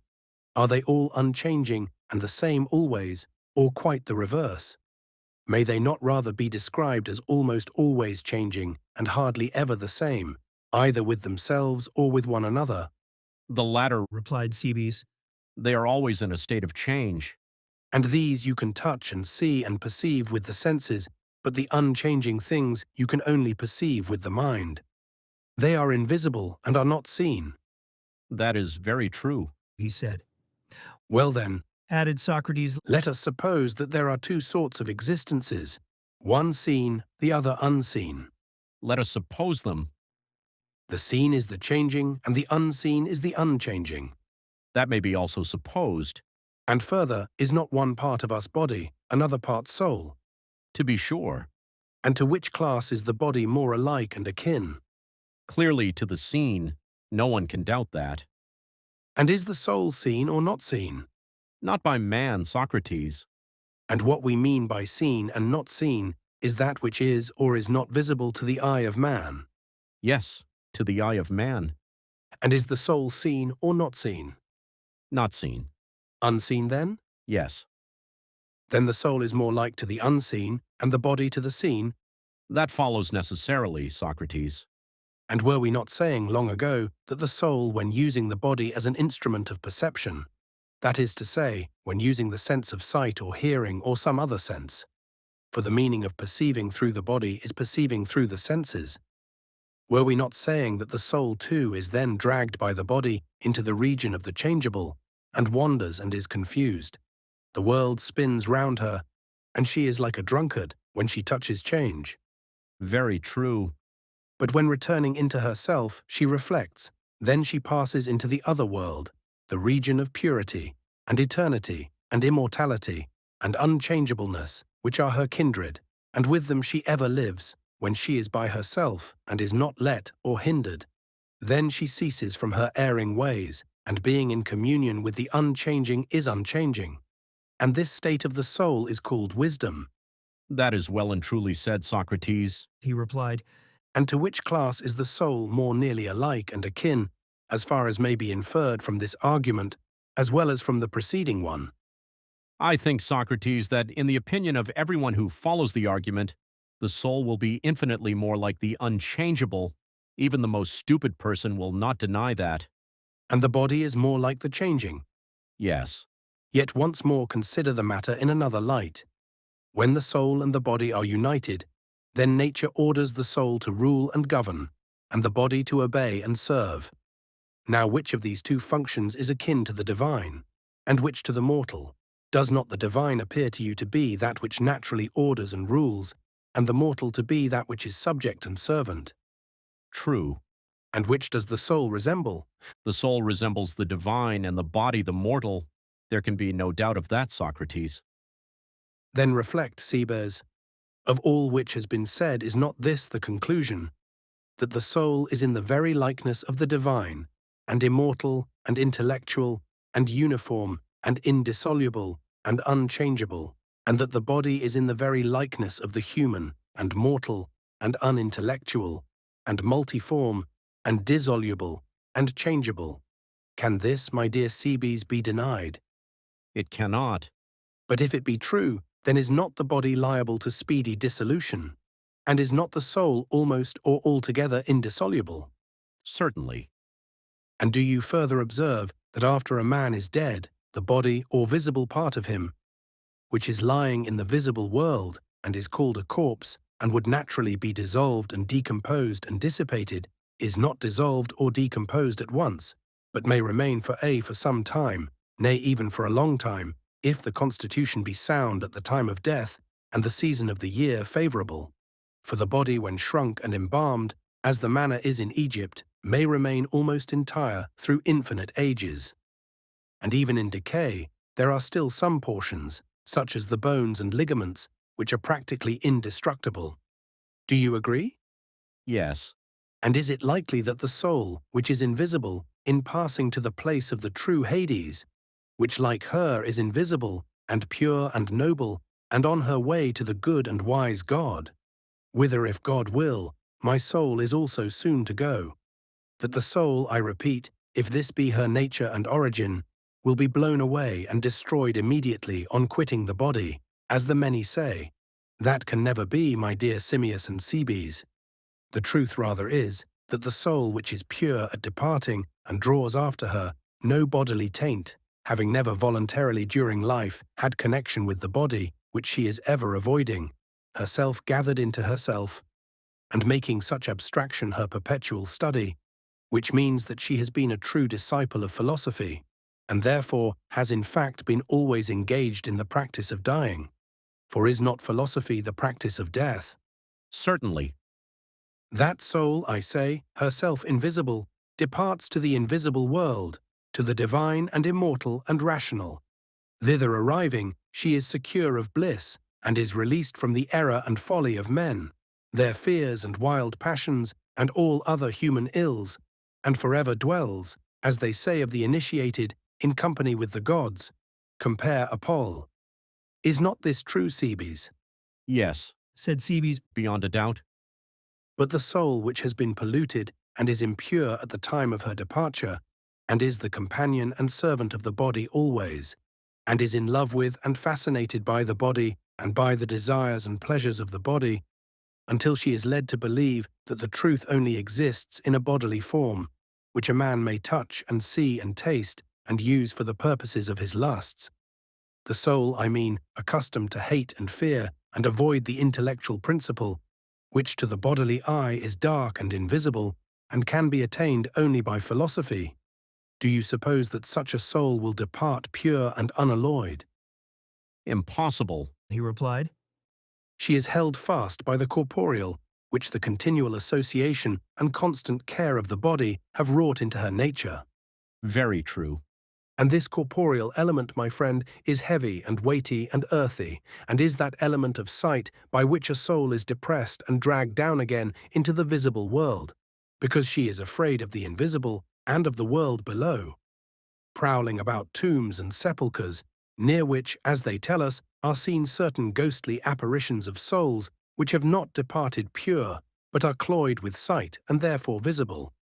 Compare Milton Comus. But when lust, by unchaste looks, loose gestures and foul talk, but most by lewd and lavish act of sin, lets in defilement to the inward parts, the soul grows clotted by contagion, embodies and imbrutes, till she quite lose the divine property of her first being. Such are those thick and gloomy shadows, damp oft seen in charnel vaults and sepulchres, lingering and sitting by a new-made grave, as loath to leave the body that it loved, and linked itself by carnal sensuality to a degenerate and degraded state. That is very likely, Socrates. Yes, that is very likely, Cebes, and these must be the souls, not of the good, but of the evil, which are compelled to wander about such places in payment of the penalty of their former evil way of life. And they continue to wander until through the craving after the corporeal, which never leaves them, they are imprisoned finally in another body. And they may be supposed to find their prisons in the same natures which they have had in their former lives. What natures do you mean, Socrates? What I mean is that men who have followed after gluttony and wantonness and drunkenness, and have had no thought of avoiding them, would pass into asses and animals of that sort. What do you think? I think such an opinion to be exceedingly probable. And those who have chosen the portion of injustice and tyranny and violence will pass into wolves or into hawks and kites. Whither else can we suppose them to go? Yes, Said Cebes. with such natures beyond question. And there is no difficulty, He said. in assigning to all of them places answering to their several natures and propensities. There is not. He said. Some are happier than others, and the happiest both in themselves and in the place to which they go are those who have practiced the civil and social virtues which are called temperance and justice, and are acquired by habit and attention without philosophy and mind. Compare Republic. Why are they the happiest? Because they may be expected to pass into some gentle and social kind which is like their own, such as bees or wasps or ants, or back again into the form of man, and just and moderate men may be supposed to spring from them. Very likely. No one who has not studied philosophy and who is not entirely pure at the time of his departure is allowed to enter the company of the gods, but the lover of knowledge only. And this is the reason, Simmias and Cebes, why the true votaries of philosophy abstain from all fleshly lusts, and hold out against them and refuse to give themselves up to them, not because they fear poverty or the ruin of their families, like the lovers of money and the world in general, nor like the lovers of power and honor, because they dread the dishonor or disgrace of evil deeds. No, Socrates, that would not become them, said Cebes. No, indeed, He replied. and therefore they who have any care of their own souls, and do not merely live moulding and fashioning the body, say farewell to all this. They will not walk in the ways of the blind. And when philosophy offers them purification and release from evil, they feel that they ought not to resist her influence, and whither she leads, they turn and follow. What do you mean, Socrates? I will tell you, He said. the lovers of knowledge are conscious that the soul was simply fastened and glued to the body. Until philosophy received her, she could only view real existence through the bars of a prison, not in and through herself. She was wallowing in the mire of every sort of ignorance, and by reason of lust had become the principal accomplice in her own captivity. This was her original state. And then, as I was saying, and as the lovers of knowledge are well aware, philosophy, seeing how terrible was her confinement, of which she was to herself the cause, received and gently comforted her, and sought to release her, pointing out that the eye and the ear and the other senses are full of deception, and persuading her to retire from them, and abstain from all but the necessary use of them, and be gathered up and collected into herself, bidding her trust in herself and her own pure apprehension of pure existence, and to mistrust whatever comes to her through other channels and is subject to variation. For such things are visible and tangible, but what she sees in her own nature is intelligible and invisible. And the soul of the true philosopher thinks that she ought not to resist this deliverance, and therefore abstains from pleasures and desires and pains and fears as far as she is able, reflecting that when a man has great joys or sorrows or fears or desires, he suffers from them not merely the sort of evil which might be anticipated, as, for example, the loss of his health or property which he has sacrificed to his lusts, but an evil greater far, which is the greatest and worst of all evils, and one of which he never thinks. What is it, Socrates? Said Cebes. The evil is that when the feeling of pleasure or pain is most intense, every soul of man imagines the objects of this intense feeling to be then plainest and truest. But this is not so. They are really the things of sight. Very true. And is not this the state in which the soul is most enthralled by the body? How so? Why? Because each pleasure and pain is a sort of nail which nails and rivets the soul to the body, until she becomes like the body and believes that to be true which the body affirms to be true. And from agreeing with the body and having the same delights, she is obliged to have the same habits and haunts, and is not likely ever to be pure at her departure to the world below, but is always infected by the body. And so she sinks into another body, and there germinates and grows, and has therefore no part in the communion of the divine and pure and simple. Most true, Socrates. Answered Cebes. And this, Cebes, is the reason why the true lovers of knowledge are temperate and brave, and not for the reason which the world gives. Certainly not. Certainly not. The soul of a philosopher will reason in quite another way. She will not ask philosophy to release her in order that when released, she may deliver herself up again to the thraldom of pleasures and pains, doing a work only to be undone again, weaving instead of unweaving her Penelope's web. But she will calm passion and follow reason, and dwell in the contemplation of her, beholding the true and divine, which is not matter of opinion, and thence deriving nourishment. Thus she seeks to live while she lives, and after death she hopes to go to her own kindred and to that which is like her, and to be freed from human ills. Never fear, Simmias and Cebes, that a soul which has been thus nurtured and has had these pursuits will at her departure from the body be scattered and blown away by the winds and be nowhere and nothing. When Socrates had done speaking for a considerable time, there was silence. He himself appeared to be meditating, as most of us were, on what had been said. Only Cebes and Simmias spoke a few words to one another, and Socrates, observing them, asked what they thought of the argument, and whether there was anything wanting. For, said he, there are many points still open to suspicion and attack if anyone were disposed to sift the matter thoroughly. Should you be considering some other matter, I say no more, but if you are still in doubt, do not hesitate to say exactly what you think, and let us have anything better which you can suggest. And if you think that I can be of any use, allow me to help you. Simmias said, I must confess, Socrates, that doubts did arise in our minds, and each of us was urging and inciting the other to put the question which we wanted to have answered, and which neither of us liked to ask, fearing that our importunity might be troublesome under present at such a time. Socrates replied with a smile, O Simmias, what are you saying? I am not very likely to persuade other men that I do not regard my present situation as a misfortune. If I cannot even persuade you that I am no worse off now than at any other time in my life, will you not allow that I have as much of the spirit of prophecy in me as the swans? For they, when they perceive that they must die, having sung all their life long, do then sing more lustily than ever, rejoicing in the thought that they are about to go away to the God whose ministers they are. But men, because they are themselves afraid of death, slanderously affirm of the swans that they sing a lament at the last, not considering that no bird sings when cold, or hungry, or in pain. Not even the nightingale, nor the swallow, nor yet the hoopoe, which are said indeed to tune a lay of sorrow, although I do not believe this to be true of them any more than of the swans. But because they are sacred to Apollo, they have the gift of prophecy, and anticipate the good things of another world, wherefore they sing and rejoice in that day more than they ever did before.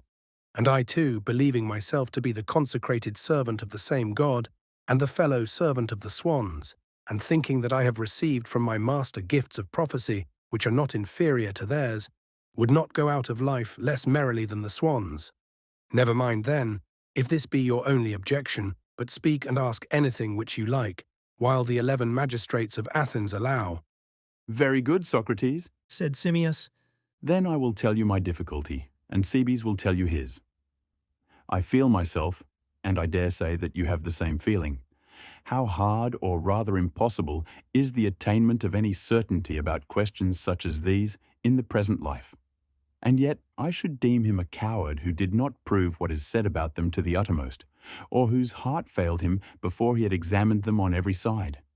For he should persevere until he has achieved one of two things. Either he should discover or be taught the truth about them, or, if this be impossible, I would have him take the best and most irrefragable of human theories, and let this be the raft upon which he sails through life.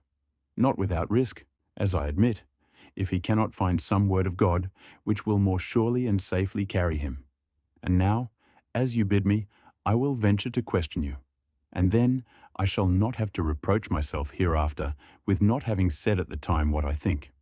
For when I consider the matter, either alone or with Cebes, the argument does certainly appear to me, Socrates, to be not sufficient.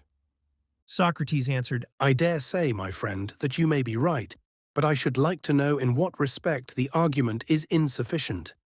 In this respect, replied Simmias, suppose a person to use the same argument about harmony and the lyre.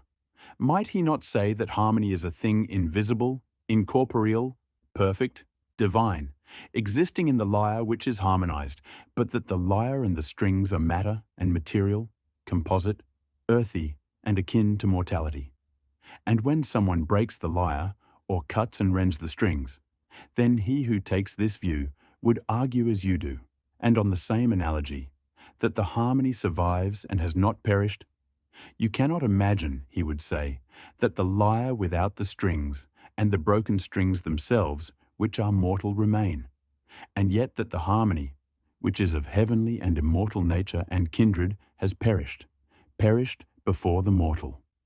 The harmony must still be somewhere, and the wood and strings will decay before anything can happen to that.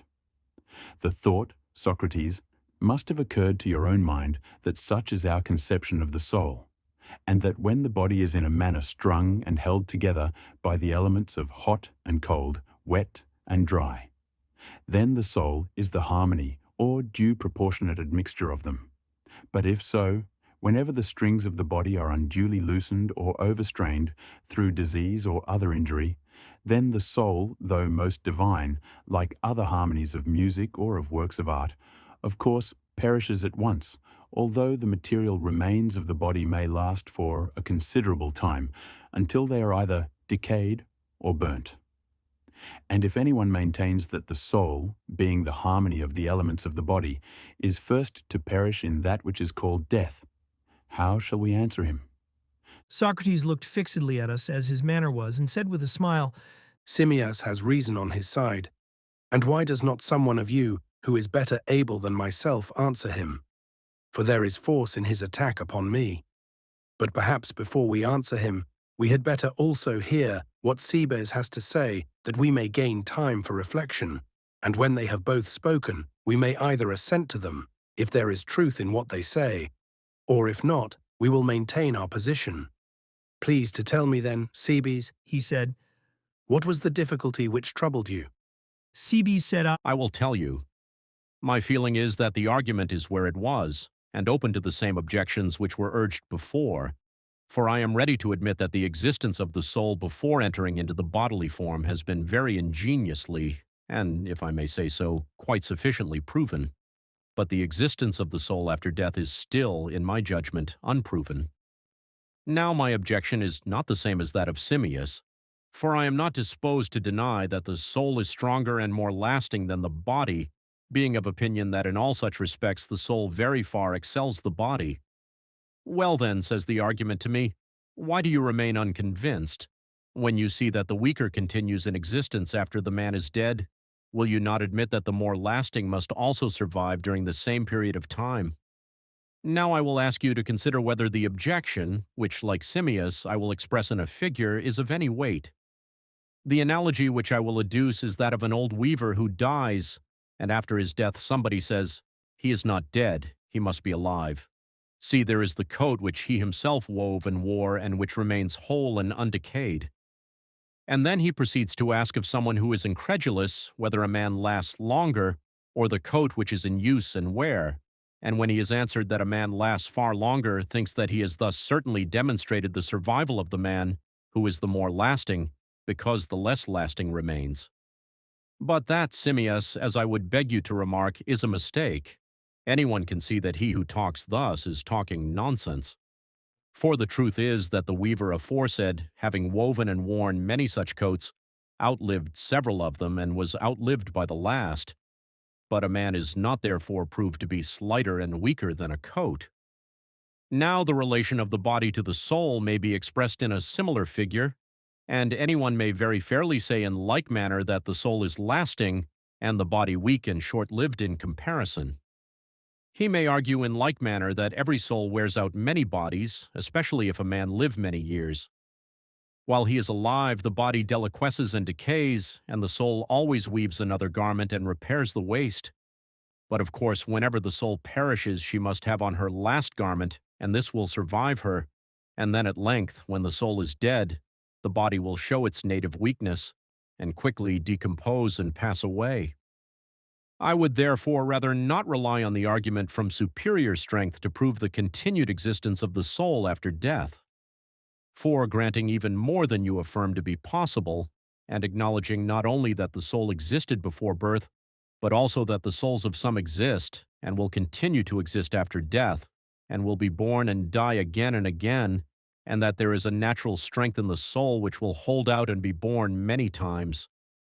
Nevertheless, we may be still inclined to think that she will weary in the labors of successive births, and may at last succumb in one of her deaths and utterly perish, and this death and dissolution of the body which brings destruction to the soul may be unknown to any of us, for no one of us can have had any experience of it, and if so, then I maintain that he who is confident about death has but a foolish confidence, unless he is able to prove that the soul is altogether immortal and imperishable. But if he cannot prove the soul's immortality, he who is about to die will always have reason to fear that when the body is disunited, the soul also may utterly perish. All of us, as we afterwards remarked to one another, had an unpleasant feeling at hearing what they said. When we had been so firmly convinced before, now to have our faith shaken seemed to introduce a confusion and uncertainty, not only into the previous argument, but into any future one. Either we were incapable of forming a judgment, or there were no grounds of belief. There I feel with you. By heaven I do, Phaedo, and when you were speaking I was beginning to ask myself the same question. What argument can I ever trust again? For what could be more convincing than the argument of Socrates, which has now fallen into discredit? That the soul is a harmony is a doctrine which has always had a wonderful attraction for me, and, when mentioned, came back to me at once as my own original conviction. And now I must begin again, and find another argument which will assure me that when the man is dead, the soul survives. Tell me, I implore you, how did Socrates proceed? Did he appear to share the unpleasant feeling which you mention? Or did he calmly meet the attack, and did he answer forcibly or feebly? Narrate what passed as exactly as you can. Often, Echecrates, I have wondered at Socrates, but never more than on that occasion. That he should be able to answer was nothing. But what astonished me was, first, the gentle and pleasant and approving manner in which he received the words of the young men, and then his quick sense of the wound which had been inflicted by the argument, and the readiness with which he healed it. He might be compared to a general rallying his defeated and broken army, urging them to accompany him and return to the field of argument. What followed? You shall hear, for I was close to him on his right hand, seated on a sort of stool, and he on a couch which was a good deal higher. He stroked my head and pressed the hair upon my neck. He had a way of playing with my hair. And then he said, Tomorrow, Phaedo, I suppose that these fair locks of yours will be severed. Yes, Socrates, I suppose that they will, I replied.